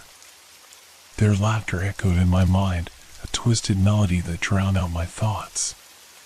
It felt as though the very shadows were reaching for us, desperate to pull us back into their grasp. As we reached the edge of the town, the laughter grew louder, morphing into a cacophony that made my skin crawl. "There's no way out. No escape," a voice taunted from the depths of the darkness behind us. "We need to find a place to hide," Mark shouted, looking around desperately for refuge. I spotted an old, abandoned building off to the side. "In there. Quick!" I urged, leading the way as we ducked inside, slamming the door shut behind us. The interior was dark and musty, remnants of its former life scattered about, broken furniture, dusty photographs, and old circus posters peeling off the walls. I could hear our hearts pounding in the silence, but the clowns' laughter still echoed faintly outside, growing louder as they circled around us. "We can't stay here," Emma said, her eyes wide with fear. "They'll find us." "Just a moment," I replied, trying to catch my breath. "We need to think." I scanned the room for any signs of escape. A staircase led up to the second floor, and I pointed. "Maybe we can get to the roof and find a way out from there." "Okay, but hurry," Mark urged, glancing nervously at the door. We crept up the staircase, the wood creaking under our weight. As we reached the top, we found ourselves in a dim hallway lined with more peeling wallpaper and broken mirrors. The laughter outside intensified, a sickening reminder that we were still in the clown's territory. I moved cautiously, leading the way as we searched for an exit. At the end of the hallway, I spotted a window that overlooked the alley behind the building. "Over there," I pointed. We rushed to the window, but as I looked outside, my heart sank. The clowns were gathered below, their figures dark and twisted against the moonlight. "It's a trap," I gasped, stepping back. "Now what?" Mark asked, panic creeping into his voice. "We have to go up to the roof." "Maybe we can find another way down," I suggested, my mind racing. We climbed the last set of stairs, pushing open a heavy door that led to the rooftop. The cool night air hit us, and I felt a brief sense of relief. "Look!" Emma pointed to the street below, where the distant lights of the town twinkled like stars. "We can jump down." But as we looked back toward the staircase, the sound of laughter flooded the rooftop, echoing in a way that felt like it was coming from all directions. "They're here!" I shouted, the realization crashing down on me. Just as we turned to run, the door burst open, and a swarm of clowns poured onto the roof, their faces twisted in manic delight. "Welcome to the final act," one of them howled, its voice a chilling melody. We stood frozen for a moment, our hearts racing. "We can't let them take us," I yelled, my voice raw with desperation. In a panic, I grabbed a rusted metal pipe from the ground and swung it at the nearest clown, but it merely laughed, dodging effortlessly. "Foolish children," it cackled. "You think you can escape?" We turned to flee, but found ourselves surrounded. The clowns closed in, their laughter echoing like a death knell. "Join us for the show," they taunted, their eyes gleaming with hunger. I felt my heart drop as the weight of despair settled over me. There was no way out. But then, a thought struck me. The mirrors. I shouted, my voice rising above the laughter. "We can use them to fight back." "Are you crazy?" Mark yelled, but the realization hit him too. "You're right. They're afraid of their own reflections. Follow me," I commanded, leading them back toward the door. We dashed down the staircase, racing against time. The laughter followed us, echoing ominously as we burst into the hallway of mirrors. "Get ready," I shouted, grabbing a broken mirror and swinging it at the nearest clown. The glass shattered against its face, and the creature screamed, recoiling from its own reflection. "Keep going," Emma yelled, grabbing a shard of glass and slicing at another clown. One by one, we fought back, using the mirrors to reflect the madness of the circus back at the clowns. Their laughter turned to screams as they were confronted with their own hideous forms, their confidence shattering alongside the glass. We pushed our way through the chaos, weaving past the flailing shadows. "This way," I shouted, spotting an exit leading outside. As we reached the door, we burst into the cool night air, the moon shining brightly above. We stumbled into the street, gasping for breath as we looked back at the circus that had haunted us for so long. But as we turned, I felt a shiver run down my spine. The clowns were still there, watching from the shadows, their laughter echoing into the night. "Run," I shouted again, and we sprinted down the street, the adrenaline surging through our veins. We didn't stop until we reached the safety of the town, collapsing against the wall of a nearby building. "We made it," Emma panted, her eyes wide with disbelief. But even as we celebrated our escape, I felt a darkness lingering. The shadows of the circus still haunted me, the clown's laughter echoing in my mind. "We can't forget what happened," I whispered, my voice trembling. "It will always be with us." The realization sank in, no matter how far we ran, the circus would never truly let us go. We were forever marked by its darkness, trapped in the haunting memories of that night. As we sat in silence, the sound of laughter echoed in the distance, a cruel reminder that the old circus was still out there, waiting for its next audience.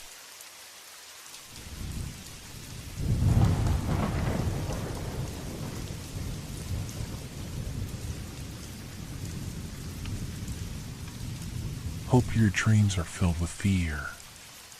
Good night.